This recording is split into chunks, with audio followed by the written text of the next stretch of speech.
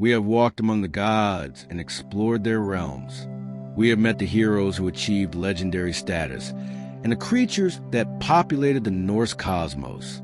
Now we turn to something more subtle and perhaps more profound, the magic and ritual practices that allowed mortals to interact with the invisible forces shaping their lives, the metaphysical understanding that explained how fate worked and what constituted a person, the ceremonies and observances that maintained proper relationships between the human and the divine, the living and the dead, the visible and the hidden. Magic in the Norse world was not the province of rare wizards dwelling in isolated towers, nor was it considered unnatural or separate from the ordinary world. It was woven into the fabric of daily life, a set of skills and knowledge that some possessed more than others, but that everyone acknowledged as real and powerful. The boundary between the magical and the mundane was permeable, constantly crossed, never absolute. A farmer might know simple charms to protect his livestock. A woman might practice divination to guide her family's decisions. A warrior might carve runes on a sword to ensure victory. A chieftain might perform sacrifices to secure the favor of gods and spirits. The Norse had multiple words for different types of magic, reflecting their understanding that supernatural power manifested in various forms and served different purposes. Seer was the shamanic magic of trance and prophecy, of sending one's spirit forth, of seeing and shaping fate. Gald was the magic of spoken words and songs, of incantations that could bind or free, heal or harm, depending on how they were crafted and delivered. Rune magic involved the carving and consecration of these ancient symbols, each rune carrying its own power and meaning, capable of affecting reality when properly employed. These practices were not merely superstition or primitive belief, but represented sophisticated systems of understanding how the world worked at levels beyond the immediately physical. The Norse recognized that words had power, that symbols could affect reality, that consciousness could operate independently of the body, that fate was not entirely fixed, but could be seen and, in limited ways, influenced. Their magical practices encoded this understanding, providing techniques for interacting with these hidden dimensions of existence. Magic was gendered in complex ways. Seer, the most powerful and prestigious form of magic, was primarily associated with women and was considered somewhat unmanly for men to practice. Yet Odin himself learned from Freya and practiced extensively, showing that even social taboos could be transcended when the pursuit of power and knowledge demanded it. Rune magic and Gald, by contrast, were more acceptable for men, being associated with warfare, leadership, and the direct application of will upon the world. These gendered associations reveal much about Norse society, about what was considered appropriate for each gender, and about how individuals like Odin could transgress these boundaries when necessity or ambition required it. The practice of magic required certain qualities beyond mere technical knowledge.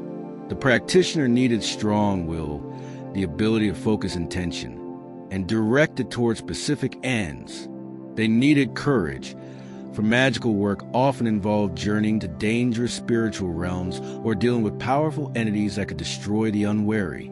They needed wisdom to know when magic should be used and when it should not, for power misuse could bring consequences worse than any problem it might solve. And they needed respect for forces they worked with, understanding that magic was not simply a tool to be wielded, but a relationship with powers that had their own agency and purposes. The metaphysical framework underlying these practices was complex and sophisticated.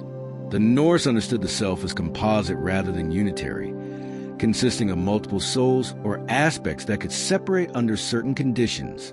They understood fate as layered. Some things were fixed by the Norns and could not be changed, while others remained fluid and subject to influence. They understood time not as a simple linear progression, but as something more complex, where past, present, and future were interconnected, where actions in the present could echo backward and forward, where prophecy was possible because future events cast shadows that could be perceived by those with the sight. This worldview created a particular relationship with ritual and ceremony. Rituals were not mere symbolic gestures, but effective actions that accomplished real results in the spiritual realm, which then manifested in the material world. A sacrifice was not just giving up something valuable, but creating a bond with the divine, establishing reciprocity, opening channels through which power and favor could flow. An oath was not merely a promise, but a binding of fate itself, creating obligations that had spiritual force beyond any merely social contract. A funeral was not just disposing of a body, but ensuring proper transition for the various aspects of the deceased, maintaining boundaries between living and dead, honoring ancestors, and seeking their blessing. The Norse were pragmatic about their magical and ritual practices. They were not concerned with theological consistency or creating systematic philosophy, but with what worked, with techniques that produced results, with practices that had been proven effective over generations. If a particular charm protected livestock, it was used regardless of whether it fit into any larger theoretical framework. If a certain type of sacrifice produced the desired results, it was performed even if the mechanism behind it was not fully understood. This pragmatism meant that Norse magical practice was diverse, adaptable, incorporating new techniques when they proved effective while maintaining core practices that had demonstrated their worth. The coming of Christianity created profound challenges for these practices. The new religion condemned magic as demonic, rituals as pagan, metaphysical beliefs about multiple souls as heretical. Yet many practices persisted, sometimes openly, more often in modified forms that could be reconciled with Christian theology, or simply in secret among those who maintained the old ways. The runes were reinterpreted. Magical practices were disguised as folk custom. Sacrifices were transformed into other forms of offering. The underlying understanding that the world contained hidden forces, that these forces could be influenced, that proper relationships with them required specific practices. This survived even when the specific forms changed. Today, as we explore these magical and metaphysical aspects of Norse tradition, we are recovering knowledge that was deliberately suppressed, piecing together from fragments and hints what was once common understanding. The sources that remain, the Eddas, the sagas, the fragmentary charm collections, give us glimpses of a rich and complex system of magical knowledge, but much has been lost. What we can recover, however, is valuable not just as historical curiosity, but as a sophisticated approach to understanding reality, one that recognizes dimensions of existence that purely materialist worldviews ignore or deny. As we journey now through the specific practices and beliefs, through seer and runes, through concepts of fate and soul, through rituals of sacrifice and ceremony, we approach them with respect for the wisdom they contain, understanding them not as primitive superstition, but as sophisticated techniques for navigating a world understood to be far more complex and mysterious than the surface level reveals. The Norse magical tradition represents an entire epistemology, a way of knowing and interacting with reality that differs fundamentally from modern scientific materialism, while offering its own valid insights into the nature of existence, consciousness, and power. The hidden arts await, the mysteries call, the ancient knowledge preserved in rune and ritual, in trance and ceremony, in the practices of vulvas and wisdom keepers, stands ready to reveal itself to those who approach with proper respect and genuine curiosity. Let us begin our exploration of the magical and metaphysical heart of Norse tradition, understanding that we are not merely studying dead practices from a vanished past, but encountering living wisdom that can still speak to fundamental truths about existence, consciousness, and a relationship between the visible and invisible worlds. Of all the magical practices in Norse tradition, seer is perhaps the most powerful, the most mysterious, and the most complex. It is a magic of trance and transformation, of sending the spirit forth while the body remains behind, of seeing into the hidden realms and the distant future, of shaping fate itself within the limits that even magic cannot transcend. Seer is shamanic practice, closely related to the spiritual techniques, found among other circumpolar peoples, adapted to the specific worldview and needs of Norse society. The word seer is difficult to translate precisely. It encompasses divination, prophecy, spirit journey, fate working, and various forms of consciousness alteration that allow the practitioner to perceive and interact with realities beyond the ordinary. A practitioner of seer, called a Psychona if female or Seamarv male, could see events happening far away, could perceive the threads of fate woven by the Norns, could communicate with spirits and the dead, could send their consciousness ranging across the 9 realms while their bodies sat in trance. Seer was primarily associated with women, and the most powerful practitioners were female. The Volva, the seeress, was the archetypal seer worker, a woman who traveled from community to community, performing divination ceremonies, answering questions about the future, providing guidance on important decisions. The Volva held a position of great respect and some fear, for she dealt with powers that most people preferred not to confront directly, and her pronouncements could shape the fate of individuals and communities. The practice of seer was considered urgy, unmanly, effeminate, for men to engage in. This was not merely social prejudice, but reflected deeper beliefs about the nature of the magic and its relationship to gender and power. Seer involved a kind of receptivity, an opening of the self to external influences, allowing of one's consciousness to be penetrated by visions and spirits. In the strongly masculine warrior culture of the Norse, this receptive stance was uncomfortable, associated with a feminine role in a way that made it problematic for men to adopt. Yet Odin himself practiced seer, having learned it from Freya, the Vanir goddess who was its greatest mistress. This created an interesting tension. The chief of the gods engaged in a practice that was considered unmanly, and he was sometimes mocked for it. Yet his pursuit of wisdom and power was so relentless that he accepted even this social cost. Odin's practice of seer demonstrates that the boundaries of acceptable behavior could be transgressed when the stakes were high enough, that even the most deeply held social norms could bend when confronted with the need for knowledge and power. The performance of seer typically involved elaborate ceremony. The Volva would sit on a high platform or special chair called a sea jar, elevated above the assembly. She wore distinctive clothing, often a blue or black cloak, gloves made of cat skin, a hood, and boots of calfskin. She carried a staff, often decorated with brass and precious stones, which served both as a symbol of her office and as a tool for her work. These material objects were not mere costume, but were understood to be necessary implements for the work, object of power that helped the practitioner focus and direct their magical intention. The ceremony would often involve singing. A group of women, sometimes the entire female portion of the community, would sing special songs called varlikr, spirit songs, or ward songs. These songs were designed to attract spirits, to call them to the ceremony, to create the conditions under which the Volva could enter trance and make contact with the hidden realms.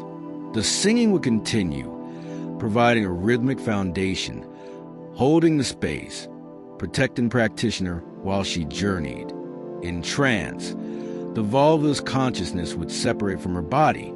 Her spirit would rise up, would perceive the threads of fate, would see across distances and into futures, would communicate with entities that existed beyond the ordinary world.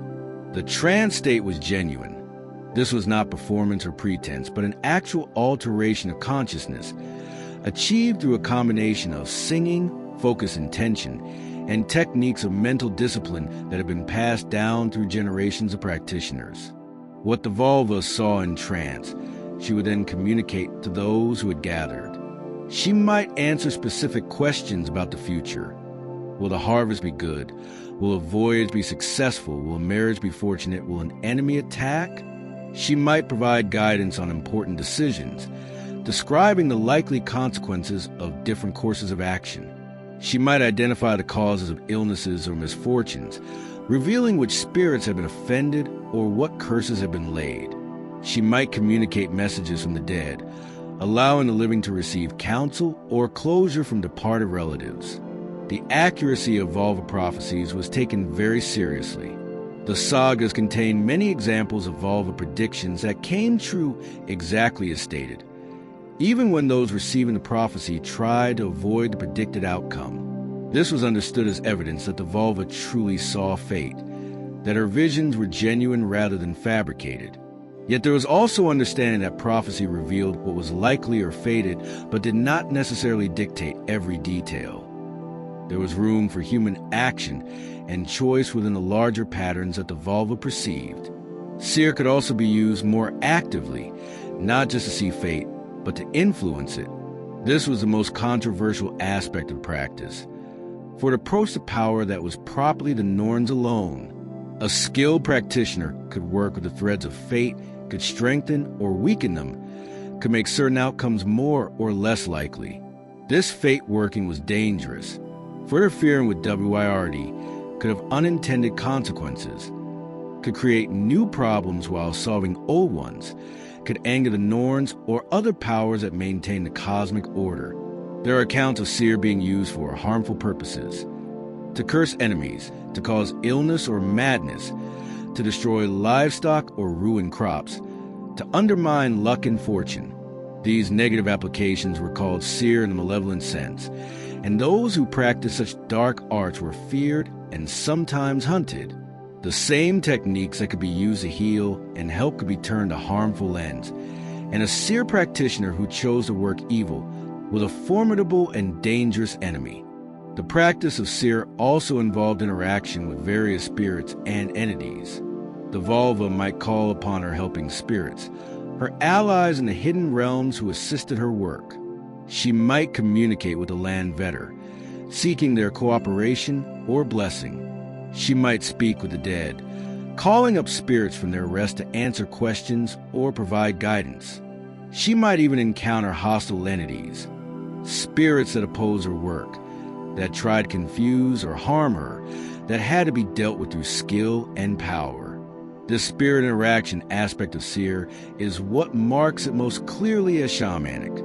Like shamans in Siberian and other circumpolar cultures, the Norse seer practitioner journeyed to other realms in spirit form, dealt with entities that existed in those realms, brought back knowledge from those journeys, and could work healing or harm through their relationships with spirits. The specific details differ from other shaman traditions, adapted to Norse cosmology and culture, but the fundamental pattern was the same. The training of a seer practitioner was lengthy and demanding. It required natural talent. Not everyone had the ability to enter genuine trance, to perceive the hidden, to work with fate. It required instruction from an experienced practitioner who could teach the techniques, the songs, the ways of navigating the spirit realm safely. It required practice, repeatedly entering trance, learning to control the experience, developing relationships with helping spirits, understanding how to interpret what was seen in vision. And it required dedication, for this was not a hobby or casual interest, but a vocation that would shape the practitioner's entire life.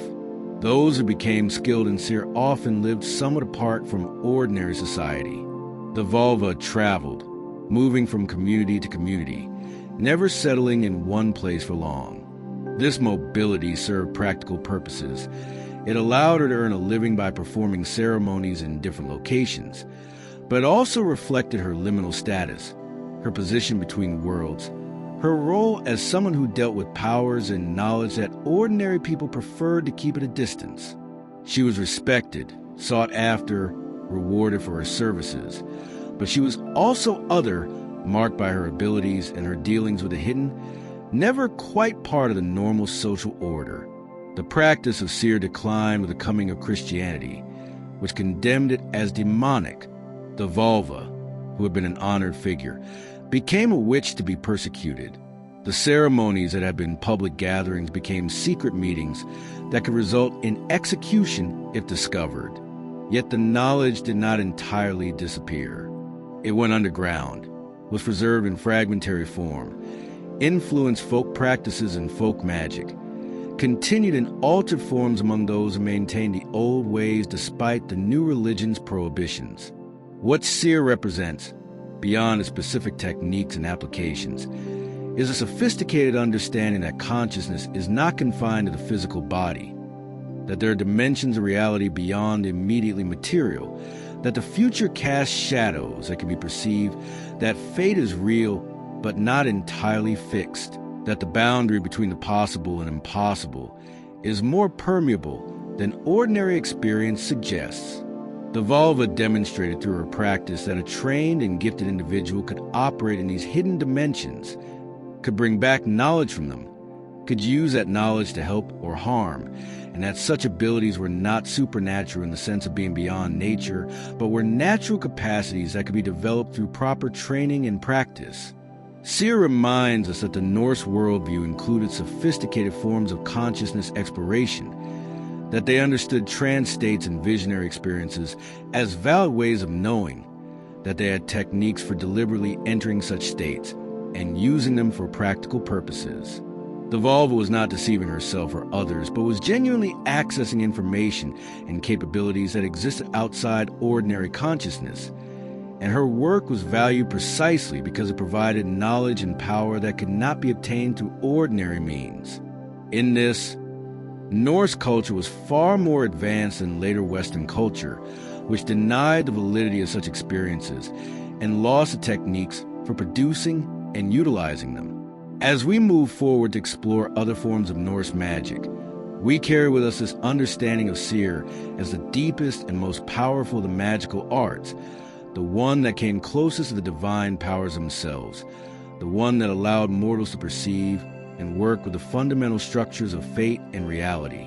All other forms of magic operate within a cosmos that Seer reveals and, in limited ways, shapes. Where Seer involved trance and spirit journey, working through altered consciousness and direct perception of fate, rune magic operated through symbols, specific shapes that carried meaning and power that could be carved into wood or stone or metal that could affect reality through their very presence. The runes were not merely an alphabet, though they served that function as well. They were keys to cosmic forces, each one embodying a particular principle or power, each one capable of manifesting its essential nature when properly inscribed and consecrated. The Elder Futhark, the oldest runic alphabet used by the Norse and other Germanic peoples, consists of 24 runes divided into 3 groups of 8, called Ets. Each Et was associated with particular deities and themes, creating a structure that was both practical writing system and mystical framework. The runes were not invented by humans, but were discovered by Odin during his ordeal on Yggdrasil, when he hung for 9 days and nights, wounded by his own spear, sacrificing himself to himself, until his extremity he perceived the runes and grasped them. This origin story is crucial to understanding rune magic. The runes were not arbitrary symbols created for convenience, but existed as fundamental patterns woven into the structure of reality itself. Odin's sacrifice allowed him to perceive what was always there, hidden from ordinary sight. When someone carved runes, they were not creating power but accessing it, tapping into forces that existed independent of human will or understanding. The rune carver was working with something older and more fundamental than humanity itself. Let us explore each rune in turn, understanding not just its shape and sound, but its essential meaning, its power, its application in magic and daily life. Fehu is the first rune, associated with cattle, wealth, and mobile property. Its name means cattle or wealth. And in a society where cattle were a primary measure of prosperity, this rune embodied abundance, prosperity, and the successful increase of resources. Carved on objects, Fehu could attract wealth, could help ensure successful business dealings, could protect property from theft or loss. But it also carried warnings. Wealth must be tended, must be protected, must be shared appropriately, or it will be lost. Fehu reminds us that prosperity requires active maintenance, that wealth comes and goes, that security is always temporary. Uruz represents the aurochs, the wild ox that once roamed the forests of Europe, a creature of immense strength and untamed power.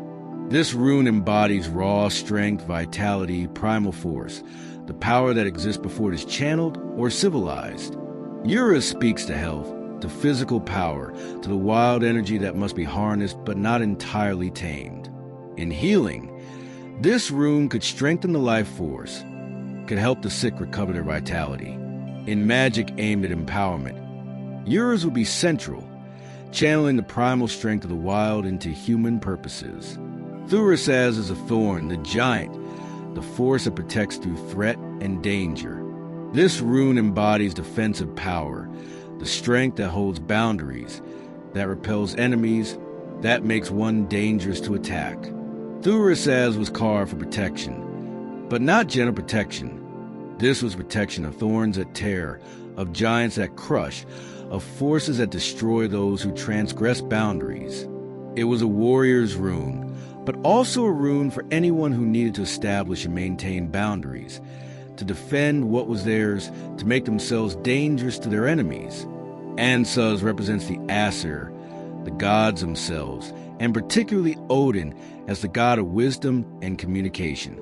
This rune embodies divine inspiration, communication, the power of the spoken word, wisdom received from higher sources. Ansuz was the rune of poets and wisdom seekers, of those who needed to speak well or to receive insight. It connected the human to the divine. Open channels of communication between worlds allowed for the reception of knowledge that came from beyond ordinary understanding. To carve Ansuz was to invoke divine presence, to ask for wisdom and inspiration. Reidho means riding or journey, representing travel, movement, and the right order of things. This rune embodied both physical journeys and spiritual ones, both the literal paths one travels and the metaphorical journey of life. Reidho ensured safe travel, kept one on the right path, helped maintain proper order and rhythm, but also reminded that life is journey rather than destination, that movement and change are constant, that stagnation is death. This rune was carved by travelers for protection on the road, but also by those seeking to maintain proper order in their lives, to keep things moving as they should. Kenas is the torch, the controlled fire that illuminates darkness, that provides warmth and light, that transforms raw materials through heat. This rune represents knowledge, skill, creativity, the fire of inspiration and craft. Kenas was the rune of smiths and craftsmen, of artists and poets, of anyone who transformed raw material into something more through the application of skill and fire. It embodied illumination, the light that reveals what is hidden, the fire that transforms and purifies, the warmth that sustains life. In healing, Kenas could burn away disease. In wisdom seeking, it could illuminate mysteries. Gibo means gift, but represents more than simple generosity. This rune embodies the principle of reciprocity, of exchange, of the bonds created through giving and receiving. In Norse culture, gift giving was not charity but relationship building. To give was to create obligation, to receive was to accept connection. Gibo represented this complex web of exchange that bound society together, that created alliances, that maintained balance. In magic, this rune could strengthen bonds, could ensure fair exchange, could create or maintain relationships, but it also reminded that all gifts require reciprocation, that receiving creates obligation, that nothing is truly free. Wonjo is joy, harmony, the state of being in alignment with oneself and one's surroundings. This rune represents not just happiness, but the deeper satisfaction that comes from things being as they should be, from conflicts resolved, from harmony achieved. Wonjo was carved to bring joy and peace, to create harmony in households, to resolve disputes, to restore balance after conflict. It reminded that true joy comes not from constant pleasure, but from alignment with WIRD, from accepting one's place in the pattern, from relationships properly maintained and obligations properly fulfilled. This completes the first Ed, the Ed of Freyr and Freya, concerned with wealth, strength, protection, communication, order, skill, reciprocity, and joy. the fundamental forces that make life possible and bearable. Hagalaz begins a second net with the force of hail, a destructive natural power that cannot be controlled or prevented. This rune represents disruption, destruction, the forces that break what has been built, that test through hardship. Hagalaz reminds us that destruction is part of the cycle, that what is built will be broken, that testing and ordeal are necessary for growth. In magic, this was a difficult rune. It could be used to break curses or obstacles, but it could also bring harsh trials. It embodied a reality that growth requires destruction, that renewal requires clearing away, that sometimes things must be broken before they can be remade. Nothas is need, necessity, the constraints that force action and choice. This rune represents hardship and the growth that comes from it, the lessons learned through want and struggle. Nothas was not carved to create suffering, but to acknowledge it, to work with it, to transform it into strength. This rune reminded that necessity is the mother of invention, that constraints force creativity, that the greatest growth often comes from the hardest times. In magic, Nothas could help one endure hardship, could strengthen resolve, could help transform suffering into wisdom. Isa is ice, representing stillness, preservation, the frozen state where movement ceases and time seems to stop. This rune embodies patience, waiting, the understanding that not all times are times for action. Isa could be used to preserve something in its current state, to freeze situations that were developing in unwanted directions, to create stillness when chaos threatened. But it also warned of stagnation, of the danger of being too frozen, of becoming unable to move when movement was needed. Ice preserves but also imprisons. Isa contained both gifts and warnings. Jera means year, representing the cycle of seasons, the harvest that comes after planting, the rewards that follow effort. This rune embodies patience, proper timing, the understanding that there are natural rhythms that cannot be rushed. Jera was carved by farmers to ensure good harvests, but its meaning extended beyond agriculture. It represented any situation where patient effort would eventually yield results, where one must work with natural cycles rather than against them. This rune taught that timing matters, that there's a season for everything, that forcing results before their time leads to failure. Iwaz is a yew tree, associated with death and endurance, with a connection between life and death, with the axis that connects different realms. The yew is poisonous, but also produces some of the finest wood for bows. It is both deadly and useful, both dangerous and necessary. This rune represents transformation through ordeal, death and rebirth, the vertical axis connecting upper and lower worlds. Iwaz was a rune protection through connection to deeper powers, of strength that comes from accepting death as part of life, of endurance through the darkest times. It was particularly associated with seer, and with the kind of spiritual work that required journeying between worlds. Perthro is perhaps the most mysterious rune, associated with fate, with Wird, with the cup that contains the lots that determine destiny. This rune represents the unknown, the hidden, the secrets that will be revealed in time. Perthro was connected to divination, to the mysteries of fate, to the understanding that some things are hidden until the proper moment for their revelation. It reminded that we do not control fate, but can sometimes perceive it, that the future exists in potential until it manifests, that mystery is part of existence and should be respected rather than feared. All Jais represents protection, the raised hands warding off danger, the antlers of the elk that defend against predators, the connection to divine protection. This rune embodies spiritual protection, the defense that comes from connection to higher powers, from proper relationship with gods and spirits. All Jais was one of the most commonly carved detective runes, offering defense not through weapons but through sanctity, through connection to the divine, through alignment with cosmic order. It was a rune carved by those who sought protection from forces that physical defenses could not stop, from curses, from hostile magic, from spiritual dangers. Soilo is the sun, representing victory, success, the light that dispels darkness, the power that cannot be withstood. This rune embodies triumph, achievement, the force that prevails against opposition.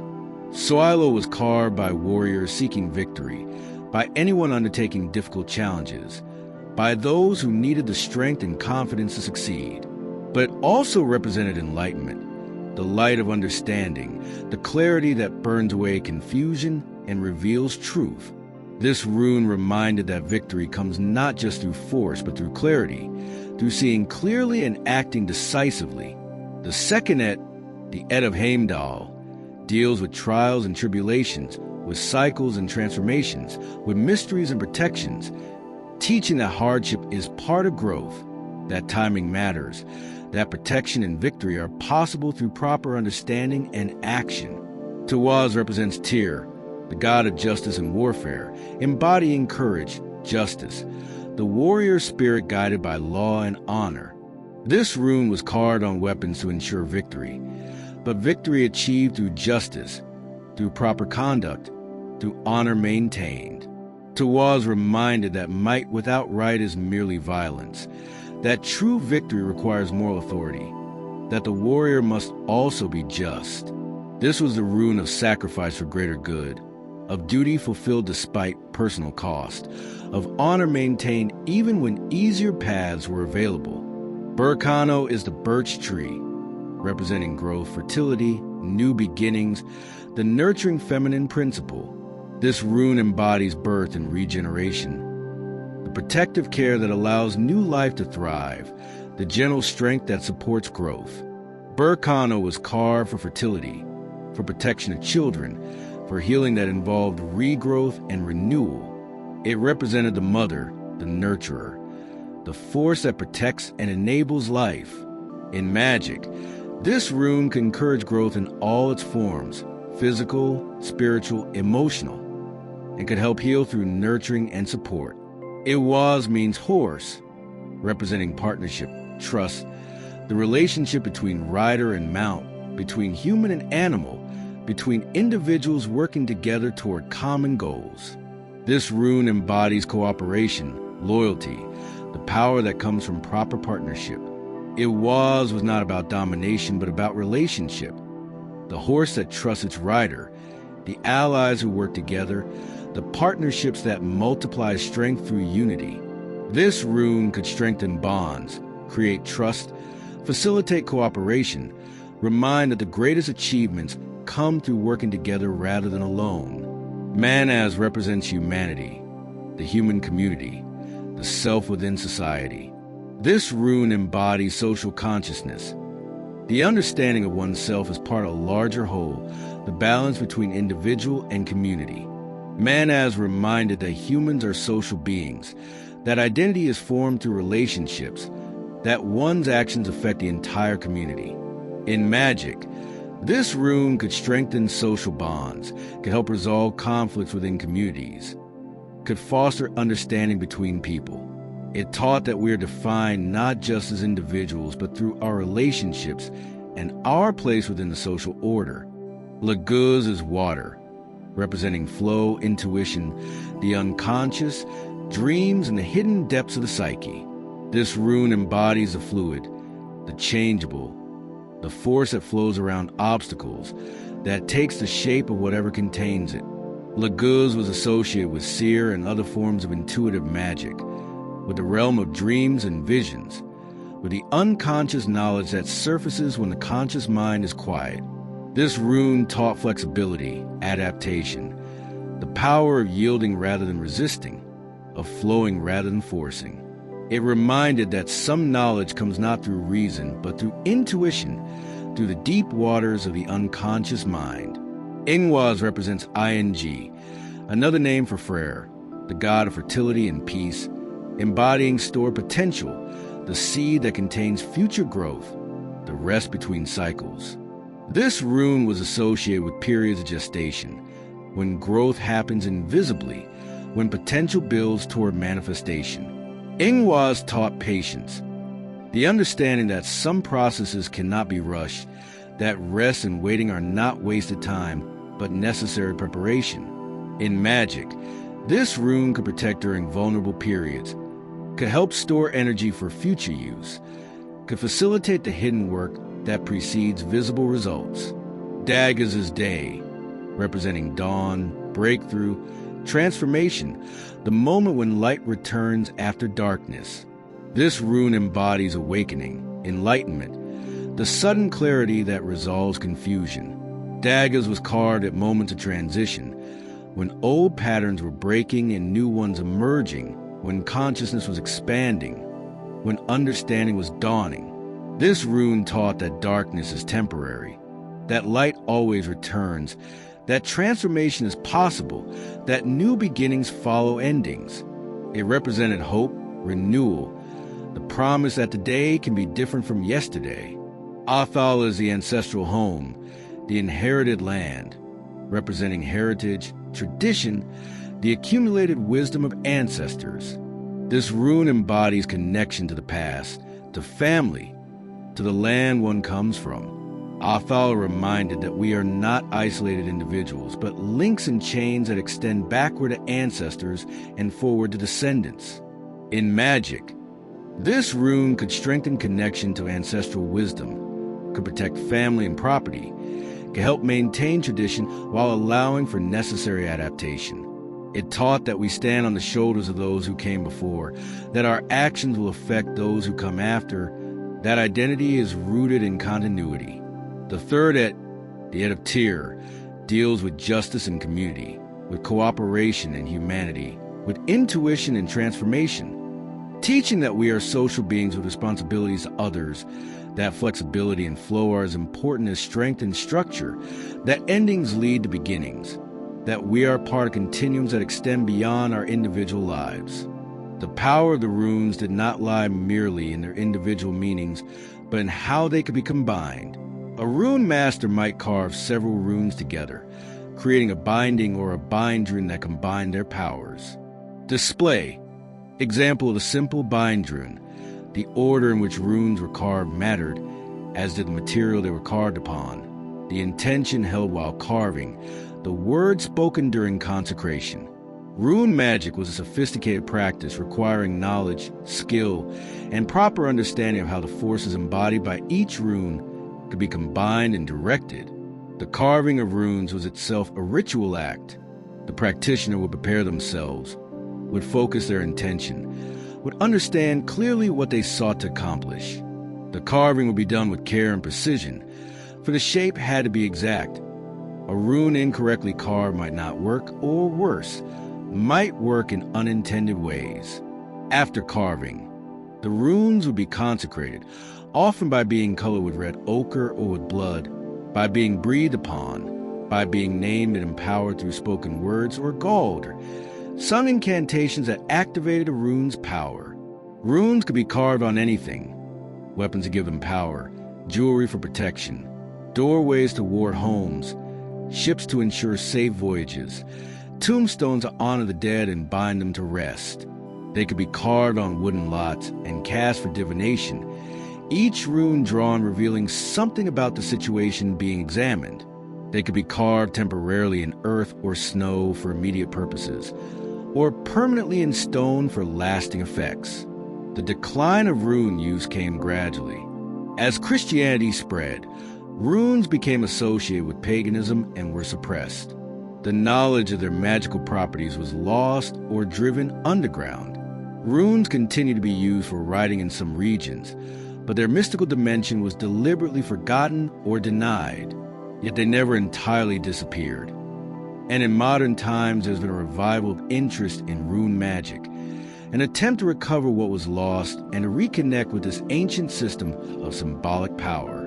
What the runes represent is a sophisticated understanding that symbols have power, that certain shapes embody certain principles, that carefully crafted signs can affect reality through their very existence.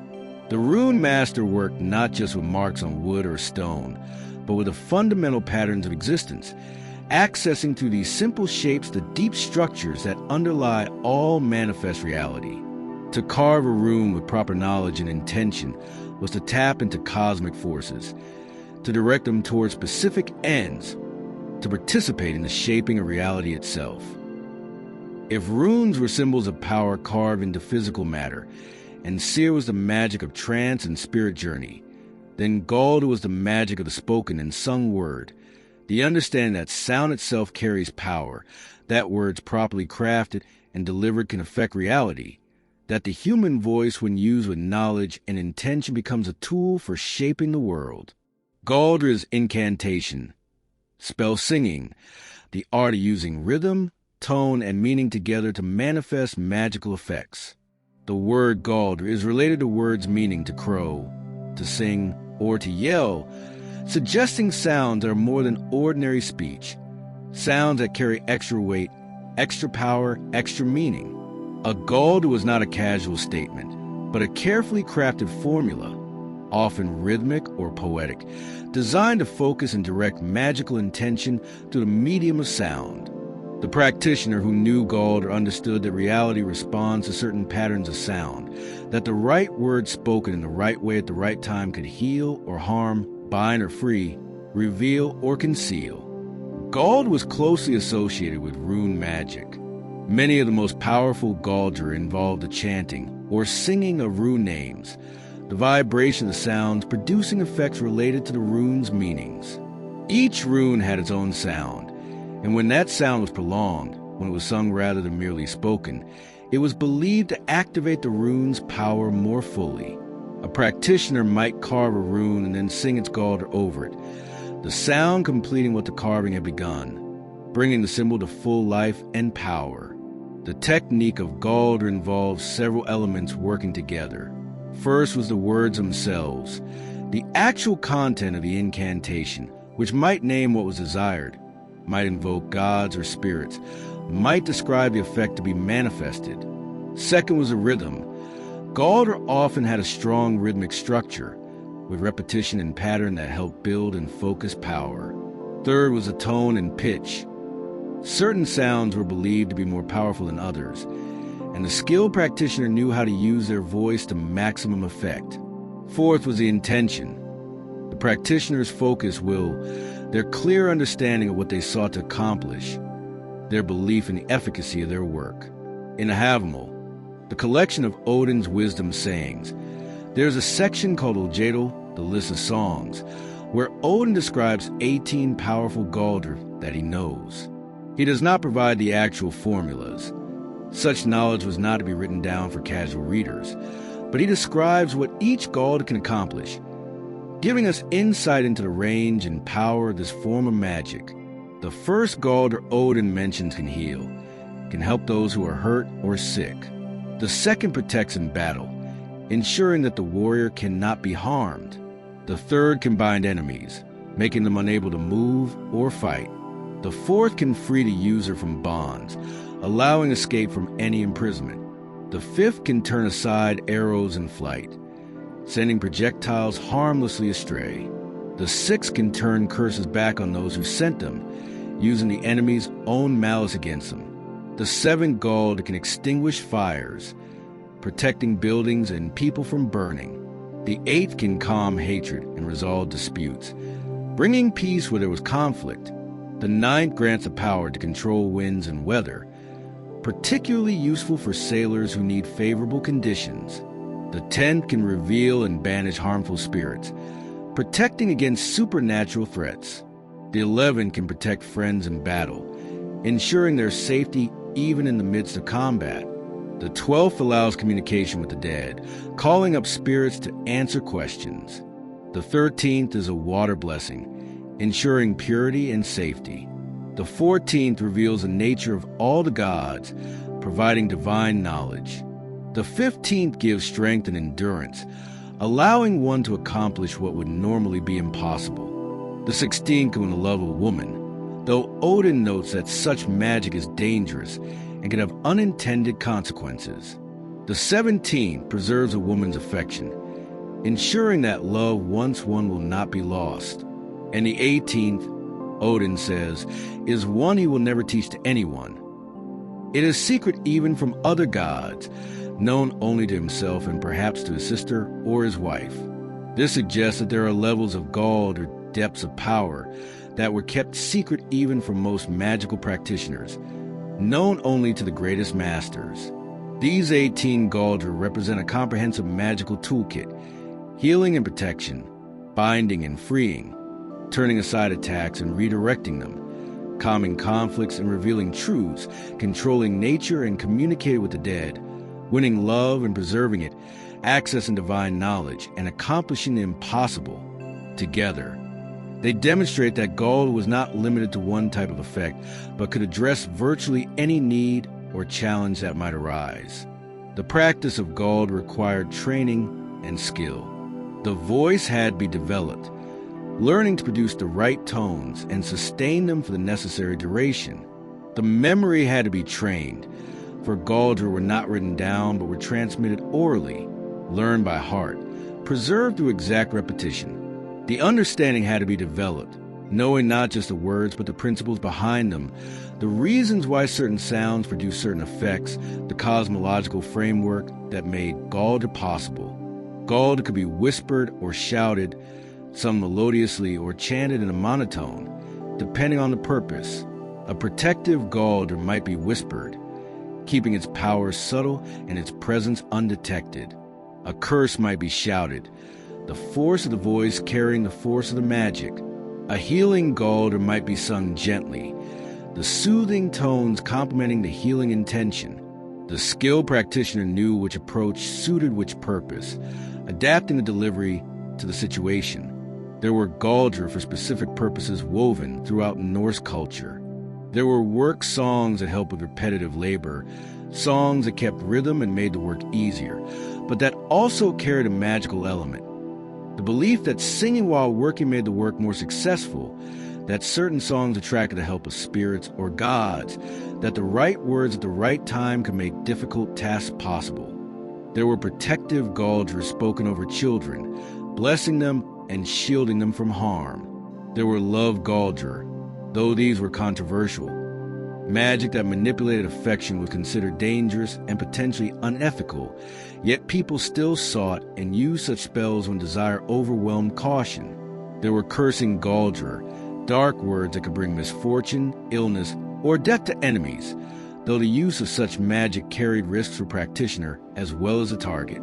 There were weather Galdra, particularly important in a seafaring culture where favorable winds could mean the difference between successful voyage and disaster. There were battle Galdra, words that gave courage allies and struck fear into enemies, that blessed weapons and cursed opponents. There were Galdra for finding lost objects, for tracking game, for ensuring good harvests, for protecting livestock, practical magic addressing practical needs. The relationship between Galdra and poetry was close. Both involved careful crafting of words, attention to rhythm and sound, the understanding that how something is said matters as much as what is said.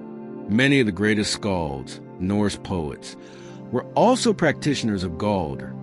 Understanding that the boundary between poetic beauty and magical power was thin or non-existent. A well-crafted poem could be a Galdra, and a powerful Galdra was also poetry. This connection reveals something important about the Norse understanding of language. Words were not merely conventional signs, arbitrary labels attached to things by human agreement. Words had inherent power, were connected to what they named in fundamental ways, could affect reality through their proper use. To name something truly was to have power over it. To speak words of power was to manifest their meaning. Language was not separate from reality, but was part of the fabric of reality, and those who mastered language mastered a significant portion of the power available to humans.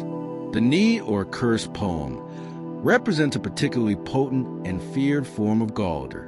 These were elaborate verbal constructions that attacked their targets through the power of words, to insult and accusation given magical force.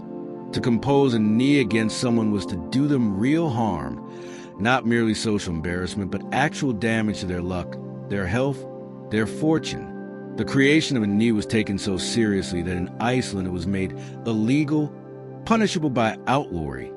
Recognition that words had indeed harm, that verbal attacks were as dangerous as physical ones. A properly constructed knee might be carved in runes on a pole, which would be set up facing the target's home. The carved words broadcasting their cursed day and night. It might be sung publicly, the community hearing and remembering the accusations and curses, the collective attention giving the magic additional power. The knee attacked not just the individual, but their reputation, their social standing, their hamingja or luck. It was comprehensive destruction accomplished through words alone. But Gald could also be used for defense against such attacks. There were counter-Galdr words and songs that could deflect curses, that could turn hostile magic back on its sender, that could shield against verbal assaults. The practitioner who knew protective Galdr could ward themselves and others, could create zones of safety where harmful magic could not penetrate, could maintain their integrity against magical attack. The seer practitioners used Galdr as part of their work. The Varlikr, the spirit songs sung to call spirits and facilitate trance, were a form of Galdr, the words spoken while in trance, communicating prophecies and visions, carried power beyond their literal meaning. The invocations used to call spirits, to ask their aid or compel their obedience, were Galdr designed for that specific purpose. Seer and Galdr worked together, each enhancing the other, the trance state making the words more powerful and the words making the trance deeper and more effective. The gods themselves used Galdr. Odin was the greatest master of this magic, but other gods also knew and used it. Thor had his own battle Galdr, words that enhance his already formidable strength. Freya knew loved Galdr and protective spells. The Vanir, masters of natural magic, used Galdr that worked with growing things, with weather and fertility, with the rhythms of the natural world. The practice of Galdr was not limited to humans, but was a fundamental technique used throughout the cosmos by all thinking beings who understood the power of words. The transmission of Galdr knowledge was carefully controlled. The most powerful Galdr were not shared freely, but were taught only to those who had proven themselves worthy, who had the strength of will to use them properly, who had the wisdom to understand when to use them and when to refrain. A Galdr used incorrectly could harm the practitioner, could produce unintended results, could anger the spirits or gods invoked. This was knowledge that required maturity, judgment, and proper training to wield safely. With the coming of Christianity, Galdr was condemned as demonic, as the work of the devil, as something to be suppressed and forgotten. Many of the old Galdr were lost, their exact formulas forgotten, as those who knew them died without passing the knowledge on. What survived did so in fragmentary form. In folk customs that preserved the rhythm in some of the words but have forgotten the original context and meaning. In charms written down by curious scholars who did not fully understand what they were recording. In practices that continued in secret among those who maintained the old ways. Yet the fundamental principle that Galdr represented, that words of power, that sound can affect reality, that properly crafted and delivered verbal formulas can manifest magical effects, this understanding never entirely disappeared. It survived in various forms, in folk magic and cunning craft, in the awareness that curses and blessings spoken with conviction carry weight, in the continued practice of using words for magical purposes even when the specific techniques of Galdr were lost. Galdr reminds us that language is not merely descriptive but creative, that speaking can be a form of action that changes the world, that the boundary between saying and doing is more permeable than we usually acknowledge. To practice Galdr was to participate in the ongoing creation of reality through the most distinctively human of all abilities, the capacity for meaningful speech. The words we speak, the songs we sing, the names we call, all of these are power, and those who understood Galdr understood how to use that power consciously, deliberately, effectively, making language into a tool for shaping reality according to human will and wisdom. In our exploration of the Filja, we touched on the concept of personal luck and spiritual power that followed individuals through life. Now we delve deeper into Hamingja, a related but distinct concept that represents something both more abstract and more fundamental. the accumulated power, luck, and spiritual capital that a person or family possesses, that can be strengthened or weakened through action, that can be inherited and passed down, that determines in large measure whether one's endeavors succeed or fail. The word hamingja is complex to translate. It encompasses luck, but not luck as random chance. It includes fortune, but fortune that is earned and maintained rather than merely received. It embodies personal power, but power that comes from accumulated merit, from ancestral blessing, from right living rather than from force of will alone. Hamingja is the sum total of one's spiritual assets, the weight one carries in the unseen realms, the favor and protection one has accumulated through one's own deeds and through the deeds of one's ancestors. Hamingja was understood as something that could be quantified, though not in any simple numerical sense. A person's hamingja could be strong or weak, abundant or depleted, intact or damaged. It affected every aspect of life, whether weapons struck true, whether harvests were abundant, whether journeys were safe, whether business dealings succeeded, whether children were healthy, whether one's plans came to fruition. Strong hamingja meant things tended to work out, obstacles tended to resolve themselves, opportunities tended to present themselves. Weak hamingja meant the opposite. Constant struggle, frequent failure, plans that somehow never quite succeeded despite best efforts. The sources often speak of individuals as being hamingja sam, full of hamingja, or hamingja loss, lacking in hamingja. This was not mere description, but diagnosis of a spiritual condition with practical implications.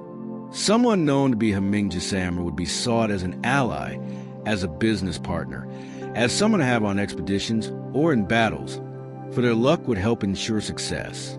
Someone known to be hamingja loss might be avoided, for associating with them could diminish one's own hamingja, could bring their bad fortune into contact with one's good fortune with unpredictable results. Hamingja could be transferred or shared under certain circumstances. A person with strong hamingja might lend some of it to another, though this was not done lightly, for it temporarily weakened the giver while strengthening the recipient. A family's collective hamingja could support individual members, providing them with luck and protection beyond what they had earned personally. A chieftain's hamingja extended to his followers, one reason why serving a lucky leader was preferable to serving an unlucky one. The leader's fortune literally rubbed off on those close to them. The building of hamingja happened through multiple means. Right action was primary. Living honorably, fulfilling one's obligations, maintaining one's word. Treating others fairly, showing courage in the face of danger. Each honorable deed added to one's hamingja, strengthened one's spiritual position, increased one's luck and fortune. Conversely, shameful actions depleted hamingja, oath-breaking, cowardice, cruelty without cause, failure to fulfill obligations all weakened one's spiritual power, damaged one's luck, made future success less likely. Success itself bred success in a feedback loop mediated by hamingja. When someone with strong hamingja undertook a task, they were more likely to succeed. That success further strengthened their hamingja, making future successes more likely still. This could create a positive spiral where luck built upon luck, where one success led naturally to another, where the fortunate became more fortunate. But the reverse was also true. Failure could weaken hamingja, making further failures more likely, creating a negative spiral that was difficult to escape.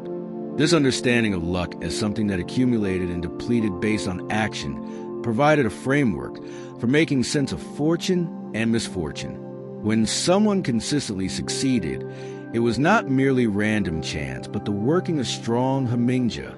When someone consistently failed despite apparent ability and effort, it was evidence of weak or damaged hamingja. This was not fatalistic. Hamingja could be rebuilt through honorable action, through the support of family, through the favor of gods and spirits, but acknowledge that current fortune affected future fortune, that one's spiritual state mattered, that luck was real, and had causes even if those causes were not always visible. Hamingja was particularly important in understanding family and lineage. A family with strong Hamingja, a fortunate family, would tend to succeed across generations. Their children would be healthy.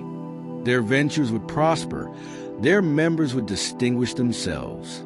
This family Hamingja was built up over time through the accumulated honorable deeds of ancestors, through the family's reputation, through the spiritual capital that each generation added to the collective store. To be born into such a family was to inherit not just material wealth, but spiritual wealth, to begin life with advantages that went beyond merely physical or social. But family Hamingja could also be damaged or depleted. If members of the family acted dishonorably, if they brought shame upon the family name, if they broke faith or failed in their duties, they damaged not just their own personal Hamingja, but the family's collective spiritual capital. This created powerful incentives for individuals to maintain family honor, for their actions affected not just themselves, but all their relatives, present and future. The family's Hamingja was a shared resource that all members drew upon, and all members were responsible for maintaining. The relationship between Hamingja and the Filja was close but distinct. The Filja was the external spirit form that followed and protected an individual, often appearing as an animal. Hamingja was more abstract, the accumulated luck and spiritual power rather than a separate entity. Yet the two were related. A person with strong Hamingja would typically have a strong Filja, and damage to one often meant damage to the other. Some sources suggest that Hamingja might appear in female form, as a protective ancestral spirit, particularly in the context of family Hamingja rather than individual luck. There were rituals and practices aimed at maintaining or strengthening Hamingja. Offerings to ancestors were understood to be, in part, requests for their Hamingja to continue protecting and blessing their descendants. The ancestors, having passed beyond mortal concerns, possessed a kind of spiritual capital that they could share with the living, and maintaining proper relationship with them through offerings and honor ensure that this capital remained available to the family. Certain objects could be imbued with Hamingja or could serve as focal points for it. A family's heirloom weapons, jewelry, or other treasures were understood to carry accumulated luck, to be more than mere physical objects. These items had participated in the family's successes, had been present at important moments, had absorbed something of the family's Hamingja. To possess such items was to have access to the spiritual power they contained, to benefit from the luck they carried. The giving of gifts was another way Hamingja could be shared or strengthened. When a person of strong Hamingja gave a gift to another, particularly a valuable or significant gift, they were not merely transferring a physical object, but were also sharing something of their luck and fortune. The gift carried with it a portion of the giver's Hamingja, blessing the recipient with the giver's fortune. This is why gifts from fortunate, successful people were particularly valued. They brought luck as well as material value. Names were also connected to Hamingja, to be named after a deceased relative, particularly one who had been fortunate and successful, was to inherit something of their Hamingja along with their name. The name carried spiritual weight, connecting the child to the ancestor, allowing the ancestor's luck to flow to the new bearer of the name. This practice of naming children after deceased relatives was not sentimental but practical. It was a way of preserving and transmitting the family's spiritual capital across generations. The loss of Hamingja was serious and could happen through various means. Suffering a great dishonor without responding appropriately could severely damage Hamingja. Being cursed by someone with strong spiritual power could weaken it. Consistently failing at important tasks could deplete it. Breaking important oaths could shatter it. Once Hamingja was significantly damaged, rebuilding it was difficult though not impossible. It required sustained honorable action, often over extended periods, to restore what had been lost. There were individuals known as Hamingja men, men of luck, whose strong personal Hamingja made them valuable as leaders, advisors, and companions. These were people who seemed blessed with fortune, whose ventures succeeded, who survived dangers that killed others, who prospered where others struggled. To have such a person as an ally was valuable. To have them as an enemy was dangerous, for their luck meant they were difficult to defeat or harm. The sagas often mention whether people were Hamingja Sam or not, treating it as a relevant and observable characteristic like courage or strength. Conversely, there were Ohamingja people, those lacking in luck, the unfortunate. These individuals struggled despite their best efforts, faced constant obstacles, rarely succeeded in their ventures. The sagas sometimes show pity for such people, recognizing that their condition was not entirely their fault, that sometimes a Mingja could be damaged through no fault of one's own, through the actions of ancestors, through curses from enemies, through simple misfortune that created a downward spiral. Yet there was also wariness. Association with the unlucky could bring their misfortune into contact with one's own fortune, a spiritual contagion that wise people avoided. The gods themselves had Hamingja. Though being divine, their luck was generally stronger and more stable than that of mortals. Odin's Hamingja was immense, built through his countless successes, his wisdom, his sacrifices. Thor's Hamingja in battle was legendary. He was fortunate in combat, his luck ensuring that his hammer found its target, that his enemies' blows missed or failed to harm him seriously. Freyr's Hamingja brought prosperity and abundance to those he favored. To have a god's blessing was to have access to divine Hamingja, to be supported by luck that was more powerful and stable than any mortal could possess alone. The concept of Hamingja reveals a sophisticated understanding of how success and failure work, one that acknowledges both the role of action and the role of accumulated spiritual capital, that recognizes that current state affects future outcomes, that honors the past while empowering individuals to shape their future through their choices.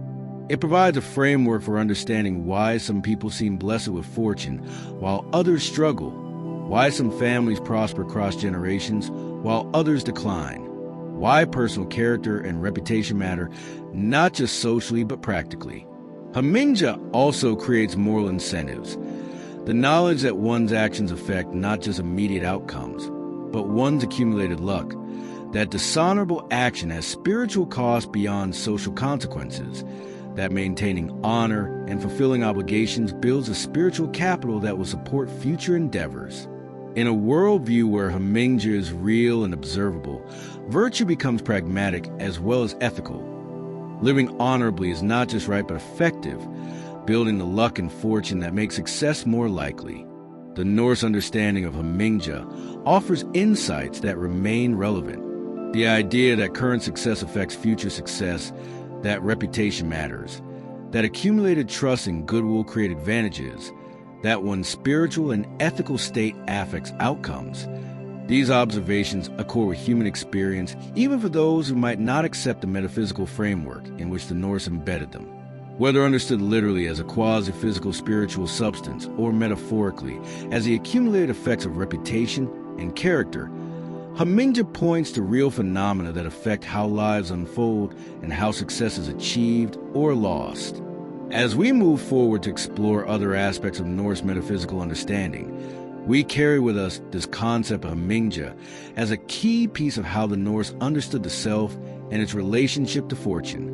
It was not just luck in a modern sense, but something that could be built, maintained, damaged, inherited, and transmitted.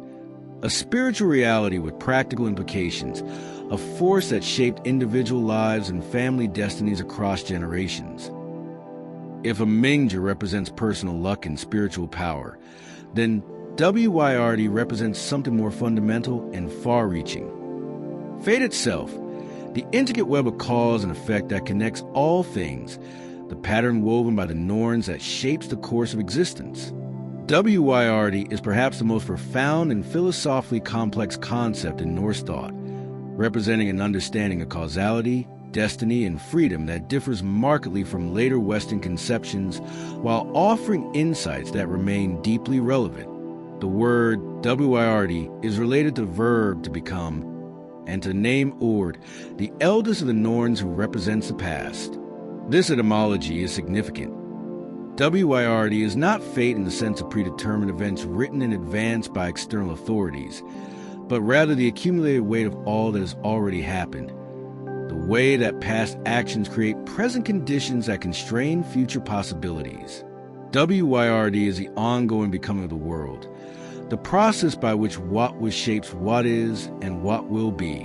The Norns, Urd, Verdandi, and Skuld sit at the well of Urd beneath Yggdrasil's root, weaving the fates of all beings.